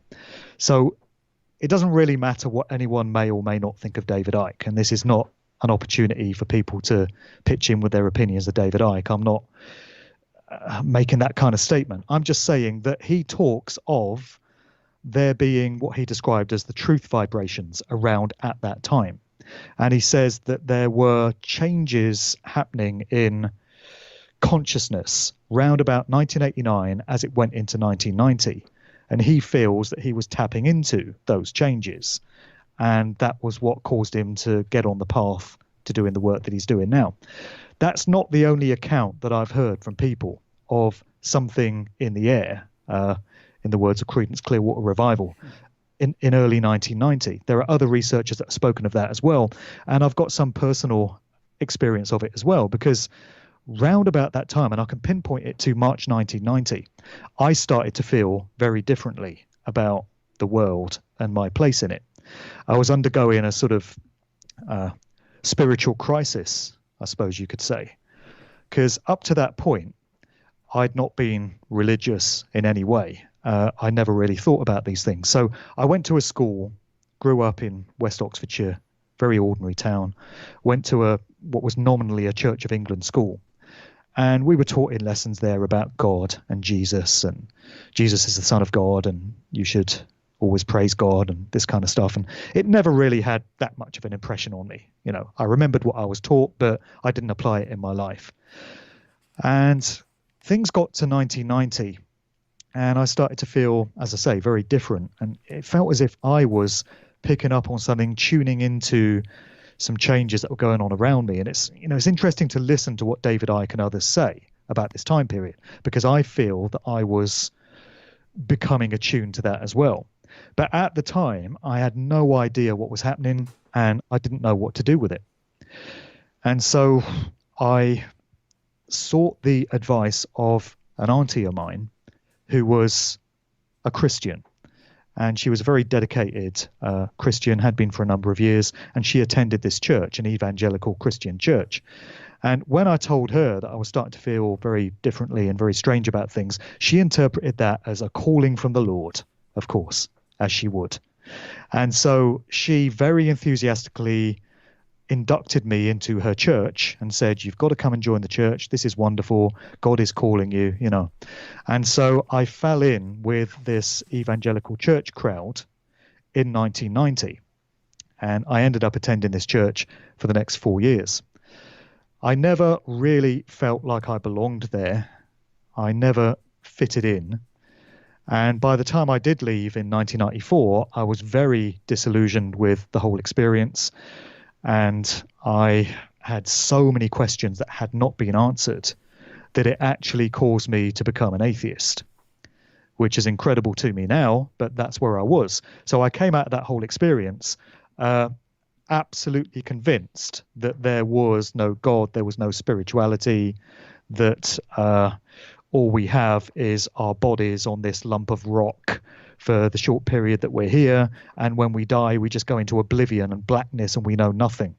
That was my atheistic, nihilistic mindset, and that actually persisted for many years. I would say from 1994 up to round about 2007. So that's like 13 years of atheism. And then round about 2007, 2008, I came to realize how mistaken I'd been, and that, of course, absolutely, there is a creative force behind everything, and we're aspects of it. So then I went off down that route. But I've been through these different phases in my life, from not really thinking about anything, being entrained to think of God and Jesus and be a Christian, to being inducted into the church and trying to feel something there and trying to belong to the whole thing, but just not getting it. Then coming out of it as an atheist, and then getting to where I am now. So interesting phases I've been through in life. But taking this back to the book, this whole process began for me in March 1990, which is when I start my story. And I've often reflected on how different things would have been if I'd been able to properly interpret what was going on at that time. And I've been able to respond to it in a different way. So, in other words, if we'd had the internet in 1990 and I'd been able to do research and look into what other people were saying about experiences that they'd had, maybe I could have got onto the path that I'm now on 30 years earlier. But then again, I think, well, if I had, then I wouldn't have had the kind of life experiences that I have, I wouldn't have had 20 years as a working DJ in the music industry, seeing all the stuff that I have. And so I wouldn't have the experience and the wisdom and the maturity that I'm now able to channel into my books. So it feels as if I had to go through those processes to get to where I am now. So that's why I've started the story in March 1990, because that was a very special time in my book. Excuse the pun. Thank you so much for sharing all of that. It's incredible stuff, and I'm because you know my background, and it just makes me very excited to read it, but also very very pleased to see you continue on this pathway, this journey, which is the journey that we all have to take in our life. And with the big wheel, the samsara that goes around, around, around, around, around, around again, you will continue to go around and around the wheel as like Groundhog Day until such time that you connect all of these synchronicities. I mean, just on our podcast alone, all the different shows we've had with Mark, how many times has Mark referred on our shows to very specific things happening on very specific days, right? June 6th being, a very big day in history, as well as a very, very big day for the Mark Devlin family as well. And Right. all Well of these remembered. things, yeah, well, all of these things continue. That's my granddad's birthday. It is. And yeah, there's a lot of stuff going on. And there's so many things that happen to you at key times, like literal, minutes, seconds, hours, and key days, key months, key years, all of these things. And this is happening to all of us. So it's not just that this is only happening to Mark. What's exciting is that I have front row seats, being a friend of Mark's. I have front row seats watching all of this take place, because the same things that Mark is explaining to you are basically the same kinds of things that I went through, that I had to go through as well. And I could have, should have, would have done all of this so much earlier in my life, but it happened at this point, and there's always a reason. There's always a reason for this, because we are always a perfect vibrational match for the decisions that we make in our life. It's God's creation is perfect. No matter how much they want to pollute it, and they do, it doesn't and it cannot ever take away from the beautiful simplicity and the synchronicity of God's creation. And let me throw this little nugget in here for all the listeners, because Mark brought up the famous Eagle and Child pub where the Inklings and others attended. Now, Mark was saying that section of the Thames that goes through Oxford is referred to as Isis. Do you understand? First off, Isis is the Egyptian name for the sacred feminine. Essentially, this is and remember, everything in God's creation is dualistic or polarity. So even with the male aspect, so in the metaphysical realm, the Holy Father, God, is high. That is the spiritual mind. That is what we must ascend to. But down here on earth, the male, the masculine energy, is the left carnal mind. So that is not what we want to aspire to. So that's why everything that you see, and how every single government and corporation and everyone who's in charge of anything, music industry, how they all act is out of the left brain. And that's why they defile care and compassion. That's why they defile Isis. That's why they defile Mother Nature. They have to, because this is them putting their boot print on our foreheads, that left. And that's why Mark's character, Neil Lowe. Neil Lowe, you like that, right? Neil Lowe is always on the left, because he is a servant to these satanic satanic demonstrations, these and all the Satanism, Luciferian, all of this is just a worshiping of the left hemisphere of the brain, our carnal mind, where we worry, we fear, we think, and we get ourselves into trouble, and then we think our way out of trouble. No, we always just make things worse through thinking. When the right, the spiritual mind, the teachings of Christ Jesus in the Bible, everything says go to the right, cast thy net to the right. The door in Solomon's temple exits to the right into the third what? Third ventricle of the brain. Everything is up and to the right, and that is the higher, and the lower is down and to the left. Well, earth is down and to the left. That is the masculine energy. So the same is true for the feminine. So for Isis is the sacred feminine.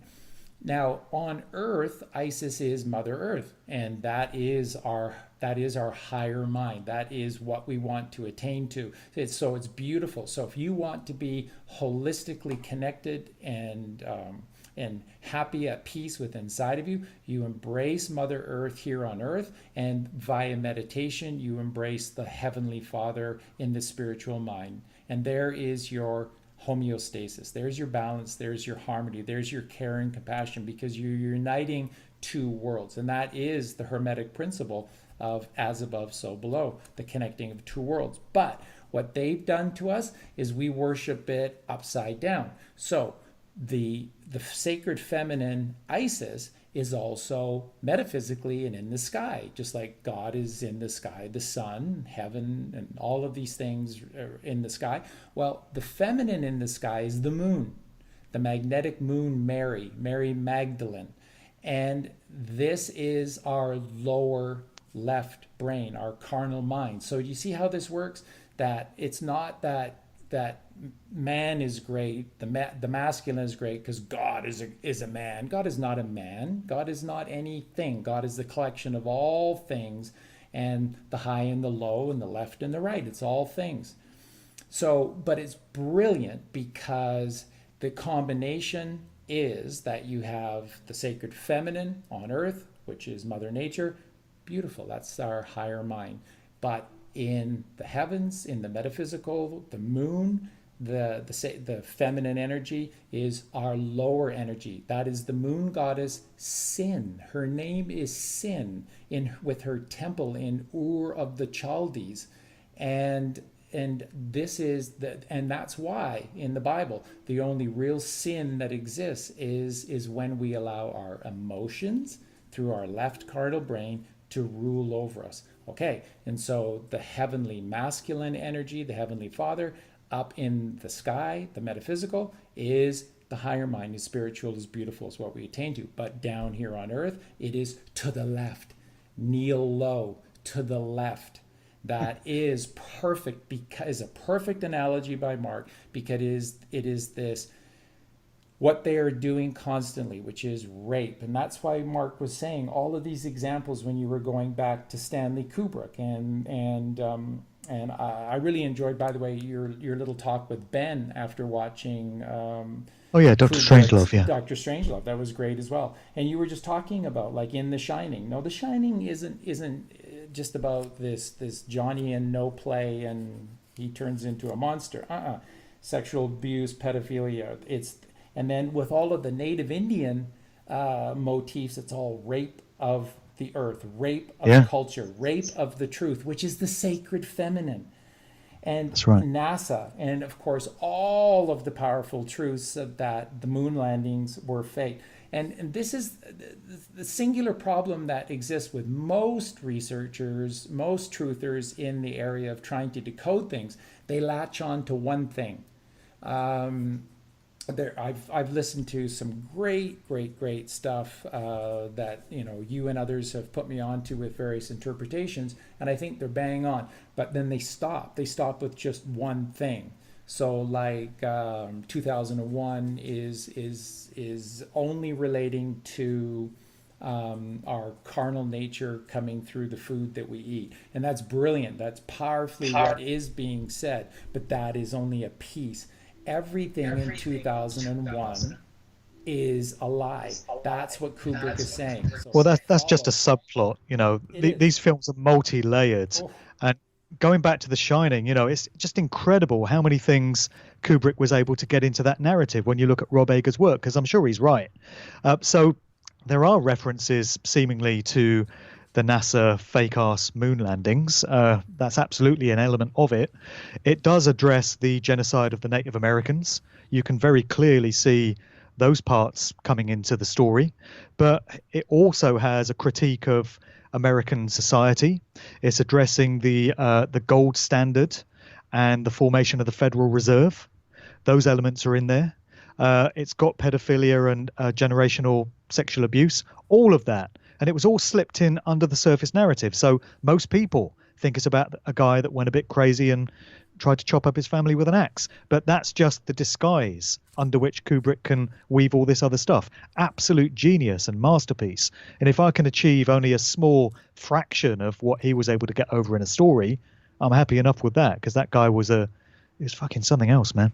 Well, and just listening to your description, you're well on your way. That's why it's so exciting, is because it's going to be fun to read it and reread it. That's what you do with all the great books. The great artistic creations are the ones that you can look at again and again and again. There's something about the Mona Lisa that you can't get from looking at it 1, 2, 3, 10 times. It's something that constantly evolves with you as you continue to change. You Exactly. see more and more, and that's in a painting, that's in a song, that's in a movie, that's in a book, and that's what Mark is doing. I mean, even like, again, just quickly going back to The Shining, even touching on the assassination of JFK is powerfully in that movie as well. And so coming back to Mark's description of the cause and the cure, is this, again, the referencing that the Thames going through Oxford is called Isis, and the pub is the Eagle and the Child. Okay, well, that's 2/3. Eagle and the Child is 2/3. 2/3 of what? 2/3 of the Holy Trinity, 2/3 of creation. The eagle, the bird that flies free high in the sky, the spiritual mind, is a reference to the bird head, which is in our skull, by the way. This is what Amen, Amen, Ra. Amen is Atum, all is one, and Ra is the bird god, bird. Because if you look at a side view of the inside of our skull, you'll see that precious creation of ours inside of the skull, the brain, as it goes up into the third ventricle of the brain, where all the magic happens: pineal gland, pituitary gland, hypothalamus, optic thalamus, light of the world. All of that is shaped like a bird, a falcon, an eagle. And so this is the reference to the Godhead within it. So now at the Eagle and Child pub on the Isis River, on the Thames, which is called Isis, there you go. That's why the Eagle and Child pub is only called Eagle and Child, because it sits in Oxfordshire by the Thames, in an area known as the seat of the sacred feminine, Isis. Well, this is what's so interesting about being able to set the story in Oxford, because Exactly. it wouldn't have had the same effect if it had been set in Slough or Luton or Stoke-on-Trent.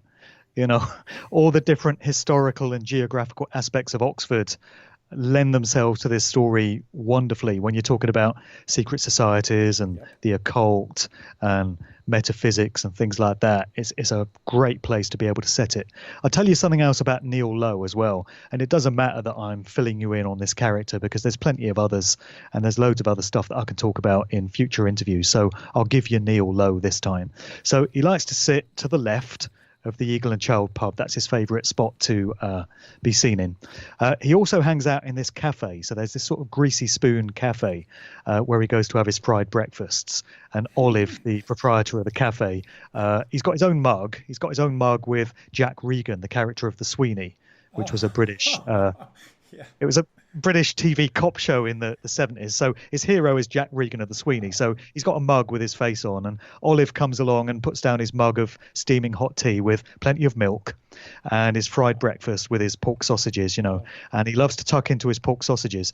And his thing is that whenever he's at a crime scene, he's always munching away on is a hot dog or some pork scratchings. He loves all that stuff. And he's got a favorite phrase as well. And he is quite often heard to say, "Oh, well, world keeps turning." So, he'll leave a room and get to the end of a conversation, and he's got his packet of pork scratchings, and he'll say, "Oh well, the world keeps turning." So there's a few other little clues there as to Neil Lowe's character, and some of that has been influenced by your work, Charlie. You'll recognize some elements of him there. So he's embodying and personifying so many aspects, so many members of regular society who buy into certain belief systems and certain habitual ways of doing things, habits, and it's all there in the character of Neil Lowe. It's wonderful. And the other aspect that we haven't touched upon yet about writing allegorically is this: it encourages people to think. It encourages people to de-atrophy the frontal lobe of the brain, because that's what's been exercised, that's what's been lobotomized out. One of the things you were touching on earlier in the podcast, this really takes us full circle. It's wonderful. It's, again, synchronistic, as always occurs with you. In the podcast, you were talking about technology being a big thing, and how much from 1990 on technology has changed culture, therefore humanity, in such a major way. And what this technology has done is, and they've suppressed so much, wow, we're just not even close to what is possible. But what they've done are technologies that take things out of our hands, so that things are being done for us. The computer is a great example of this. And like you were saying, I used to slice tape myself. I know the process very, very well. And it was near and dear to my heart. It becomes fun because you become... Oh, it's an art form. It's a lost art. It is. It's another one of these... I used to love doing that. Exactly. And so the computer does it for you. And that's what Organized Society has done with technology, is to focus it on things that do things for us. And so what's happened to humanity from 1990 on is that we've got extra time on our hands. And there's a wonderful, amazing comic that should be known by everyone in the truth, by everyone, and should be revered at the same level as Hicks and Carlin and Lenny Bruce. And that's Steve Hughes from Australia. And what Steve, one of his great lines is that about evolution. Evolution is of the mind, not some ridiculous little theory that society proposes. So what Steve says is that you got a house, yeah. You got a toilet, yeah. You got a pub, yeah. Well, then sit the fuck down and evolve. That's what we're here to do. And with all this technology giving us, taking things out of our hands, it can be a good thing, or it can be a horrible thing. And of course, what's happened? It's turned into a horrible thing. Because instead of sitting the fuck down and evolving, and that means going inside yourself and connecting to creation, connecting to that heavenly Father and the sacred feminine mother, to connect and make yourself whole and complete. Instead, we've been distracted. And that's what they've done.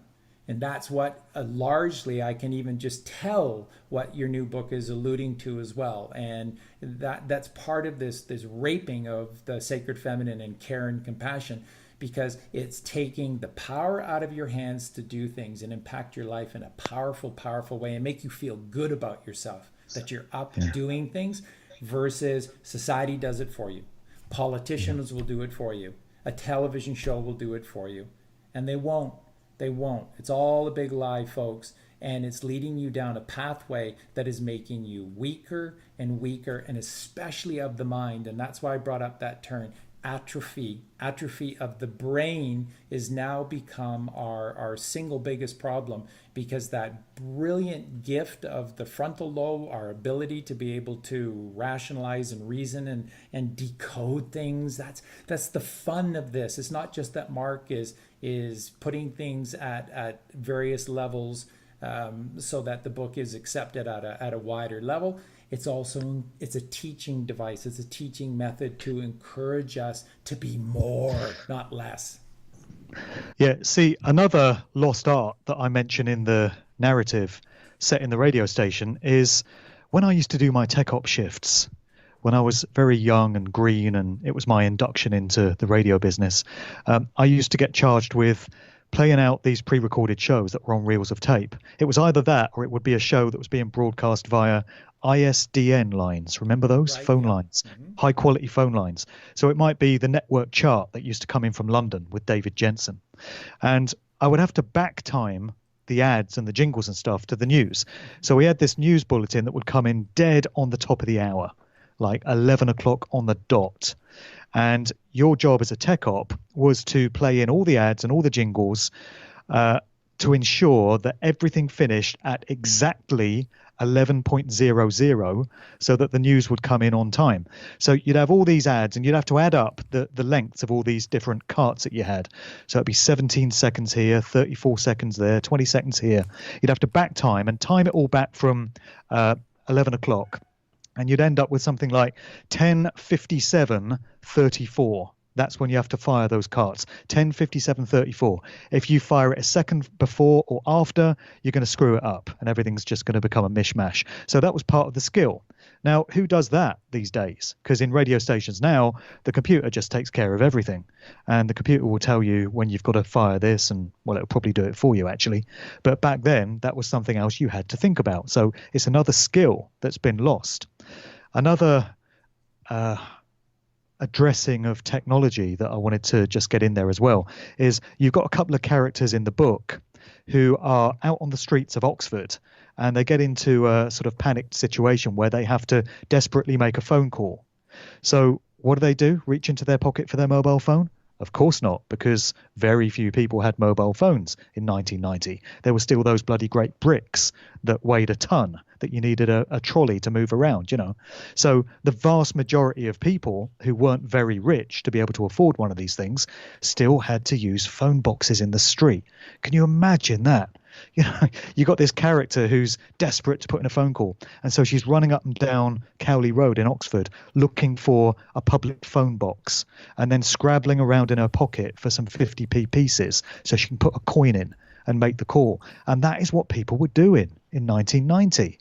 My family didn't even have a phone in the house until 1980, 10 years before that. And in 1990, people were still using land-based phone lines and looking for call boxes in the street and going in there and finding that somebody's pissed in there and it stinks of curry and somebody's ripped up the phone book. These were all realities back in 1990. And I'm always very conscious of the fact that I am a representative of the last generation that is going to remember these ways of doing things. I'm not saying it was great to go in phone boxes that stank of piss. I'm just emphasizing that there are old ways of doing things that are now completely lost to the current generation, and they're never coming back. So, you know, I used to record radio shows on cassette. That's another thing that crops up in the story. You've got this guy that does a little sideline in taping radio shows for people, and then he sells them the cassettes. And they come round to his flat and give him money for cassettes of their favorite radio shows. That doesn't happen anymore. Now you've got radio shows on demand. You can just go and download the bloody podcast or stream it online or whatever. But back then, that's what you had to do. And this technology is never coming back. Not unless we reach some kind of catastrophe and destroy ourselves and have to start this civilization all over again. And maybe at some distant point in the future we reinvent all this stuff, but certainly in this paradigm, in this realm of existence, none of this is coming back. And so I'm partly saddened by that, but I'm also very grateful that I lived through those incredible times and that I remember these ways of doing things. What you were saying about splicing together bits of tape, you know, that's a skill and a wonderful experience that we had that kids today just are not going to, because you can't even get the bloody tape anymore. Everything's done by a computer, and we've got this insidious onslaught of technology, and people will no doubt be aware from having heard me on previous shows that I'm not a fan of technology, and I make no bones about it. I don't care who agrees with that. I don't care who thinks I'm misguided in that. I'm suspicious of technology. I'm not a fan, and I don't belong in this era. I think I come from a much simpler time when things were done much more holistically and naturally. So I struggle with technology and I don't embrace it any more than I have to just to get the job done that I need to do. But yeah, that's a sideline. That's a by the by. Well, and you and I are both the same that way. We're almost identical that way. And here's the thing, folks. A lot of the things that Mark's talking about, clearly we were meant to do things with our hands, very much so, hand-eye coordination. And these physical aspects that have been taken away out of our experience, they're also, if you ever take the time to notice, they're very methodical processes. So they're very meditative states. When you do these things, when you work with your hands, what tends to happen is that your brain, what your breathing changes, becomes much, much slower because you're very, very inwardly focused. Your brain waves slow right down, and you actually drop right into this very, very meditative state. And that's why we have this longing for those times and these things like what Mark is talking about. How about handwriting? Just straightforward, simple handwriting. My handwriting has diminished over the years. It's much scruffier and not as artistic as it used to be because I never do it anymore. Yeah. And most people don't. We do everything on computer. People don't pick up a pen and a bit of paper and write stuff anymore. And that's just a very basic human skill that's been lost. It is, and it's also another one of these, like Mark said, there's an artistic form to all of these things with hand and eye.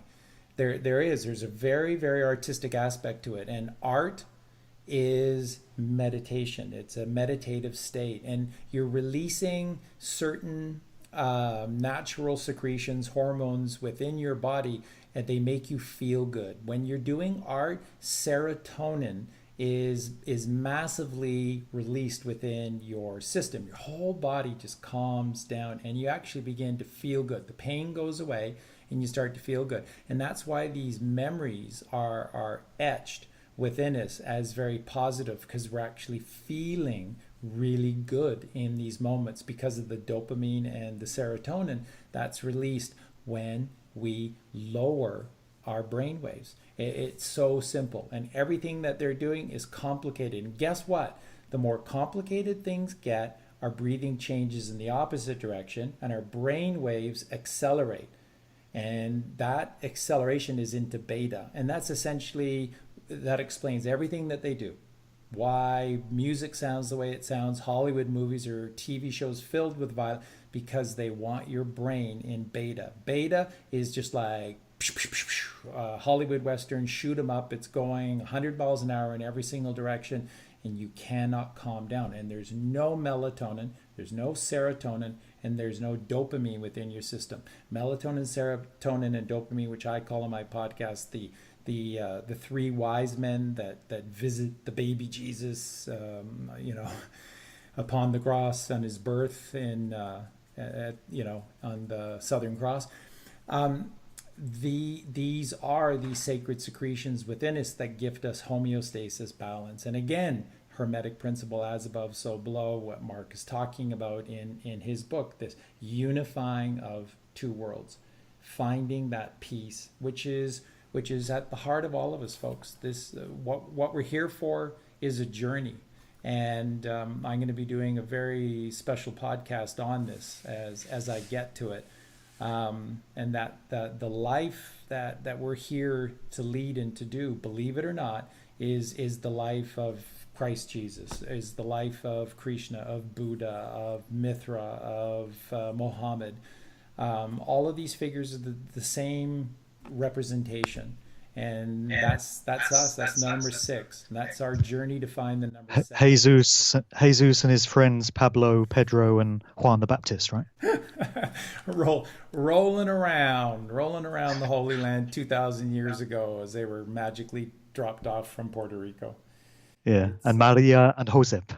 Yeah, it's sad beyond description what they've done to this truth. And therefore, what you're doing and what you're writing, what you're working on, what you've done, how you've progressed, who you've become, is also beautiful, Mark. And I'm going to say it to you again. That's why I'm such a fan of your work, because you're someone that has always been balanced, and that you're deeply searching for the truth in every matter.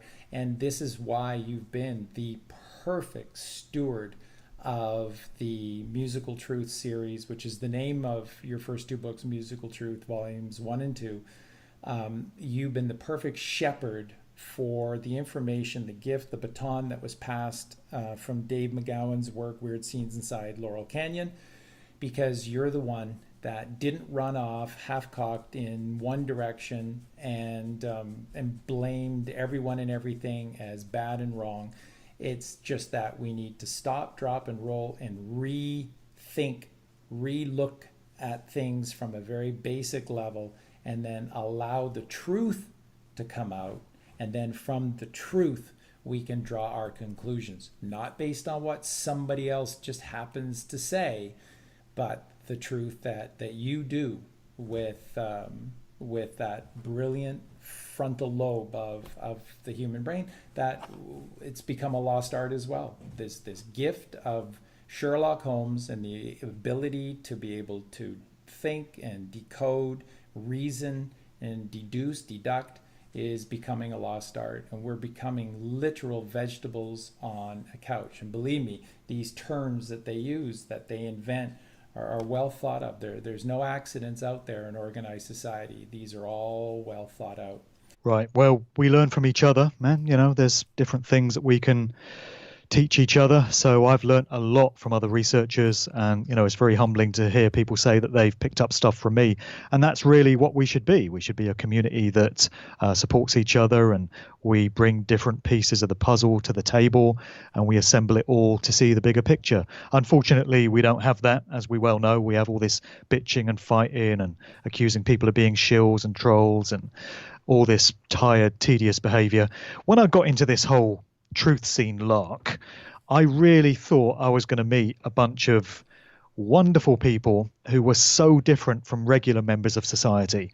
They wouldn't be prone to all the petty squabbling and disagreements and personality clashes that you get in organized society.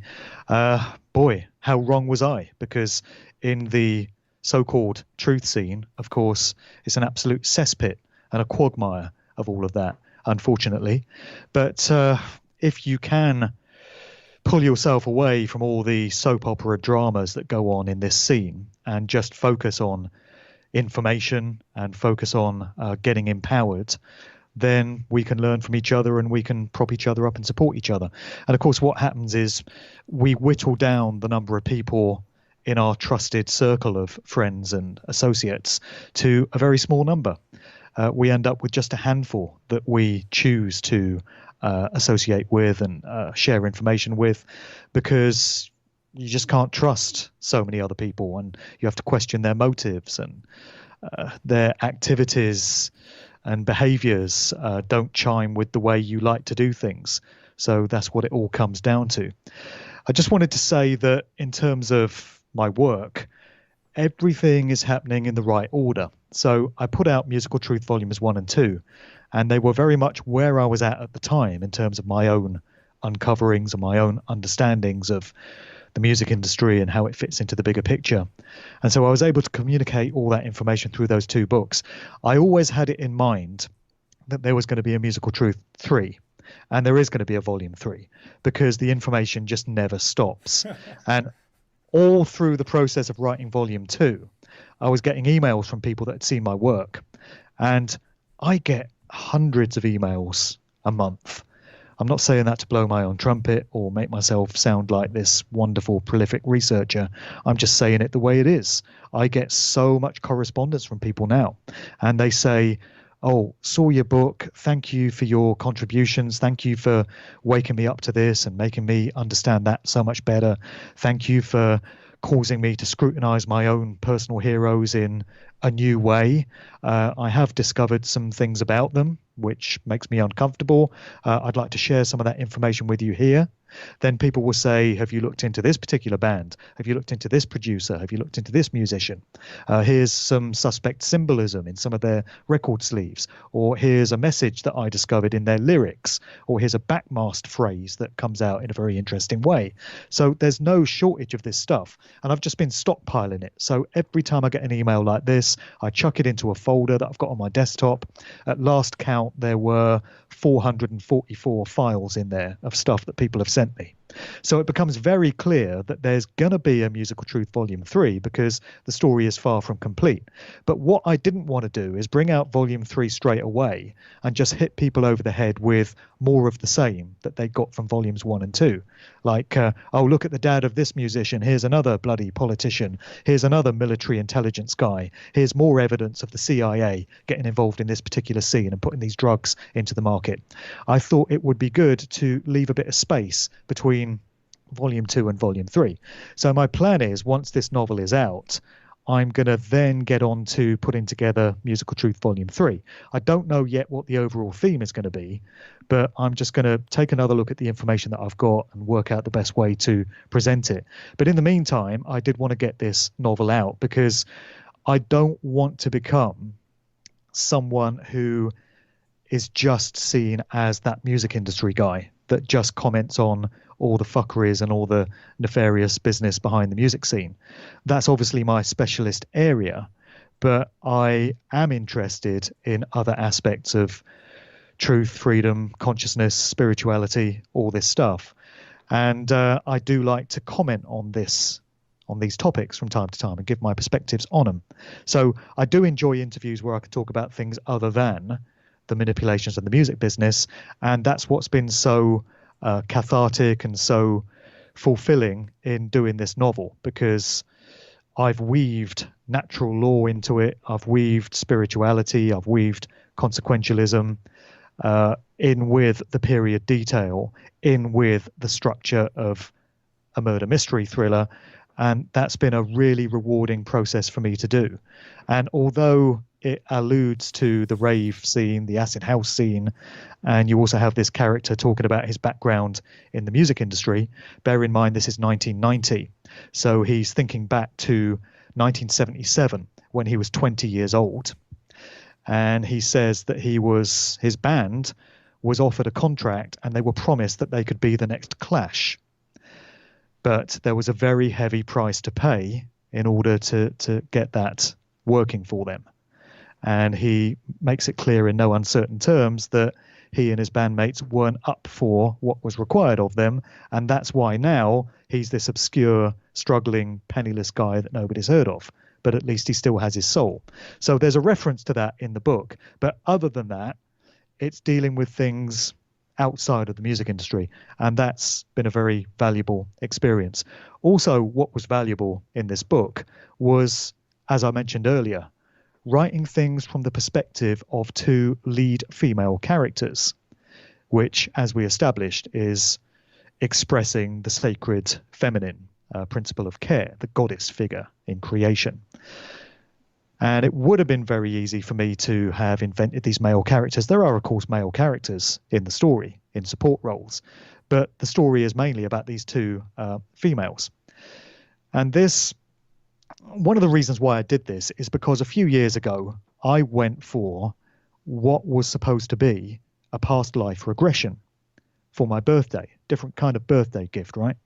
So 20 years ago, going out to the Ministry of Sound in London for a night's clubbing would have been a great birthday gift for me. But where I'm at now, a past life regression is more the kind of thing that I want to try. So I did go along to this psychic, this medium, and the idea was that she put me into a relaxed state and that she regressed me in my consciousness back to past life experiences. Thinking back on it now, I'm not convinced that I actually went anywhere. And I think she was trying very hard to get me to recall past life experiences. And because I wanted it to be the case, and I didn't want her to be wasting her time on me, I kind of made myself believe that I was going into one of these experiences.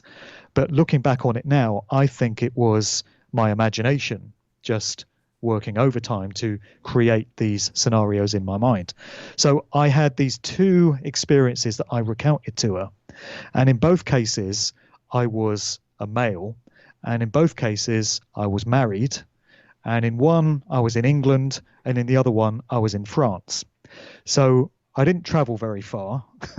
If I'd had an experience where I was some mystic in India or Thailand or something like that, I might be more inclined to think that it was a genuine experience. But the fact that I was male and I was married and I was in this part of the world in both of these experiences makes me think that it was my imagination, but it wasn't working very hard.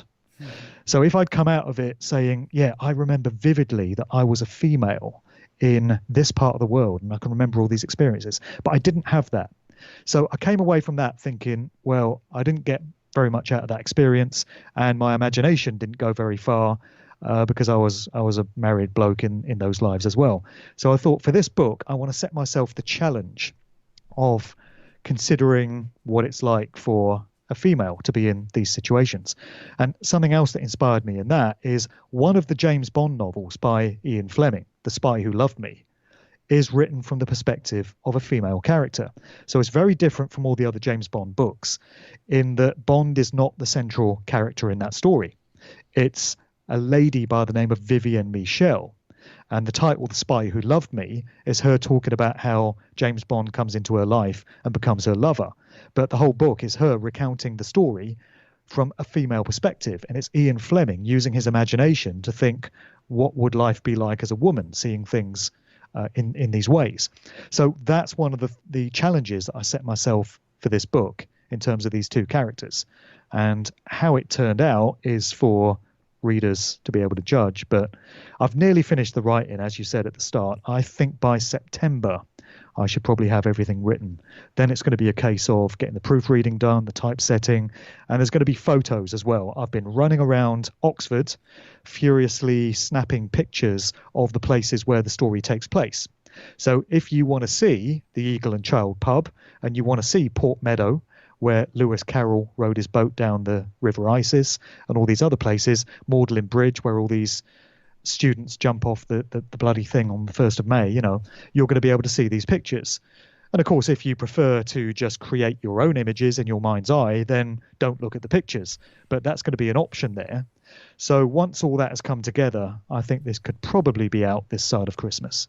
Nice. Well, you better hurry and get those photographs off for developing because, that can be 2 weeks. Yeah, right. Your photos Yeah, by mail. Yeah. Yeah. Another thing that people will probably not have an understanding of, dropping off your photos to be developed. That's right. That's right. Yeah. I mean, there's another case in point, just the fact that I'm able to self-publish a book. Yeah. I mean, although I say I'm suspicious of technology, I don't deny that it's had its benefits. Of course it has. We wouldn't be doing this show if it wasn't for the internet. We'd never have met or spoke if it wasn't for the internet. We wouldn't even know of each other. And I certainly wouldn't be able to put books out. So, of course, yes, it does have its benefits. And when it comes to self-publishing, it is so easy to just put out a book. You write it. You don't have to worry about punting it around to publishers and thinking, oh, I wonder if this publisher will accept it or if they'll want to change it. No, fuck that. Nobody's changing my work. I'm just going to self-publish it. I'll put it out myself, and every word in it will be exactly what I want it to say. And we can do that now because of self-publishing platforms. So, yeah, just to make the point that there are some very real benefits to the times in which we live in terms of being able to get this information out, which never used to be the case. So we have to be grateful for that. For sure. The flip side of that, of course, is that what everyone needs to understand is that when you do things with your own two hands in this day and age, it will never see the light of day within the mainstream. You will not see the New York Times bestseller list, as if that mattered anyways. But if you ever had dreams about selling this many copies or whatever, it's not going to happen because it's a small club and you ain't in it. You That's are not right. in the small club. By the way, it's the same club that they use to hit you over the head with all day long, every day of the week. That's right. Yeah, that's the reality, and this is the progression that Mark has gone through. And again, like Mike Williams, Mark has done it with such grace and dignity and with such integrity. And this is why the tribute podcast to both Mike and to Mark, because I like them both immensely, and I respect them both because they are both what you see. And that's what we should be, folks. We should wear ourselves on our sleeves, and we should be, seen by our, who we are and the actions that we take. And that's what you get with Mike, and that's what you get with Mark Devlin. And that's why the podcast today, and boy, boy, am I ever excited to read the new book. And again, it's going to be, that's a Gnostic warrior creation. It's going to be a book that you're going to need to read more than once. And that's with all the great pieces of art. They grow with you over time, and they will continue to release more and more information as you continue to grow. That's the brilliance of these creations, and the ability to use that frontal lobe of your brain. Don't let it atrophy, and then it's painful to do any thinking at all. You need to take control of your lives, folks. And this is what we learned from the research and the work of Mark Devlin. Well, very kind, man. I certainly appreciate you inviting me on to do the show. I'm very honored to be a part of it, that you would want to contribute a whole show to my work, and I'm very humbled by that. You're most welcome. And again, that's me saying thank you. And like you said earlier, the more you do this, the smaller your network of friends. And That's what right. you were describing is the same thing for me. Colleen, especially, and myself both thought we were going to meet so many really enlightened, cool people. I know, right? And yeah, it's dwindled, but with people like yourself and Mike and Santos Bonacci, we are truly blessed to have found three such really genuine, brilliant people. And again, doing this show, hey, it's my pleasure, because it is well deserved with all that you're doing. And again, I'm just so excited for the book. And for everyone that hasn't listened to it yet, on Mark's show, Mark and I did a podcast just a couple of weeks ago now, the Sound Clash. And Mark presented 8 songs, I presented 8 songs, and we discussed these deeper hidden allegorical meanings within these 16 brilliant tracks. Boy, it's a great collection of songs. And Mark put it up on his Spreaker channel.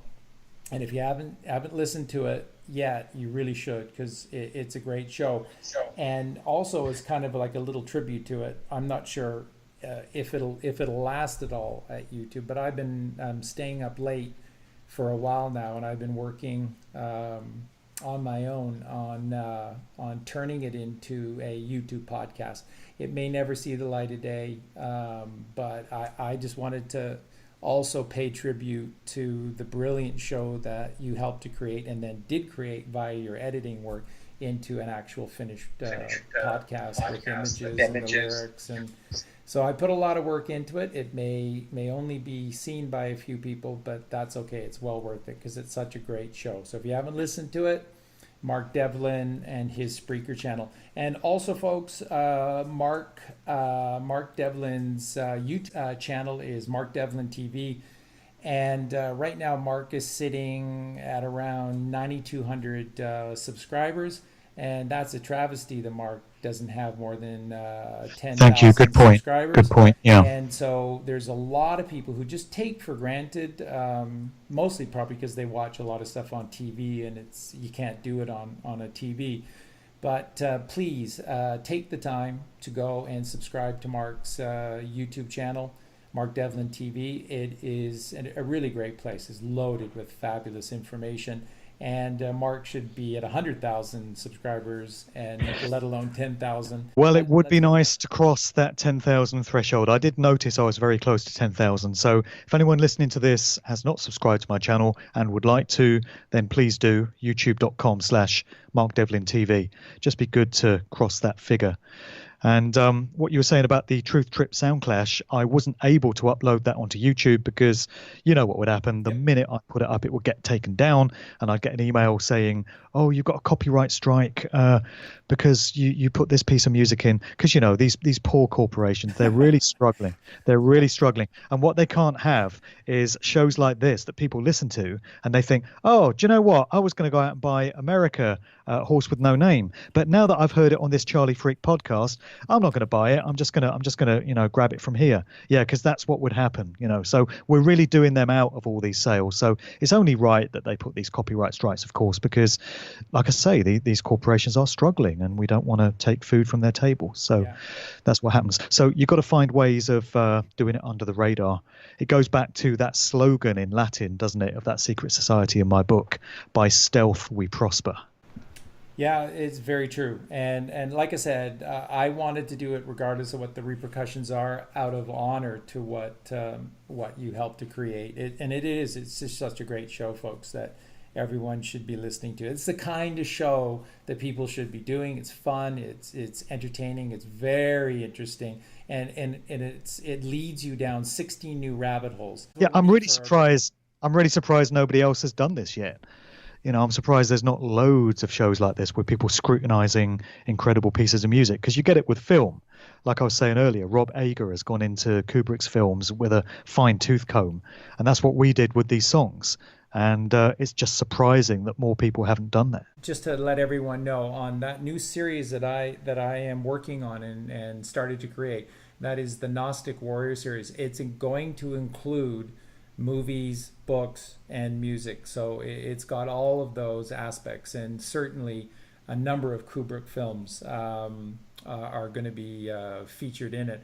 And I'll tell you, one of the films that I'm going to start with, actually the first film I'm going to start with, is the Simon Pegg movie Hot Fuzz. And if you haven't seen that movie yet, folks, I'm going to give you a head start to do a little homework assignment and to watch it. There isn't, just like a Stanley Kubrick movie, there is not a single wasted scene in it.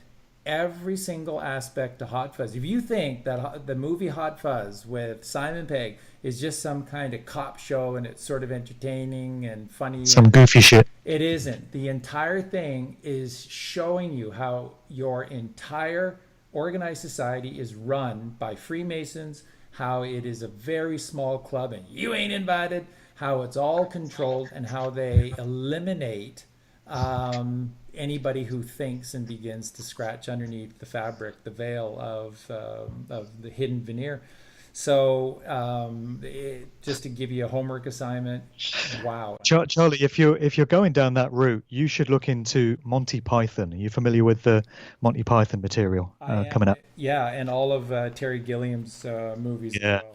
If you look at those Monty Python TV shows starting in 1969, you see so much stuff there when you're paying attention. They're addressing Freemasons, they're addressing the structure of elite society and secret societies.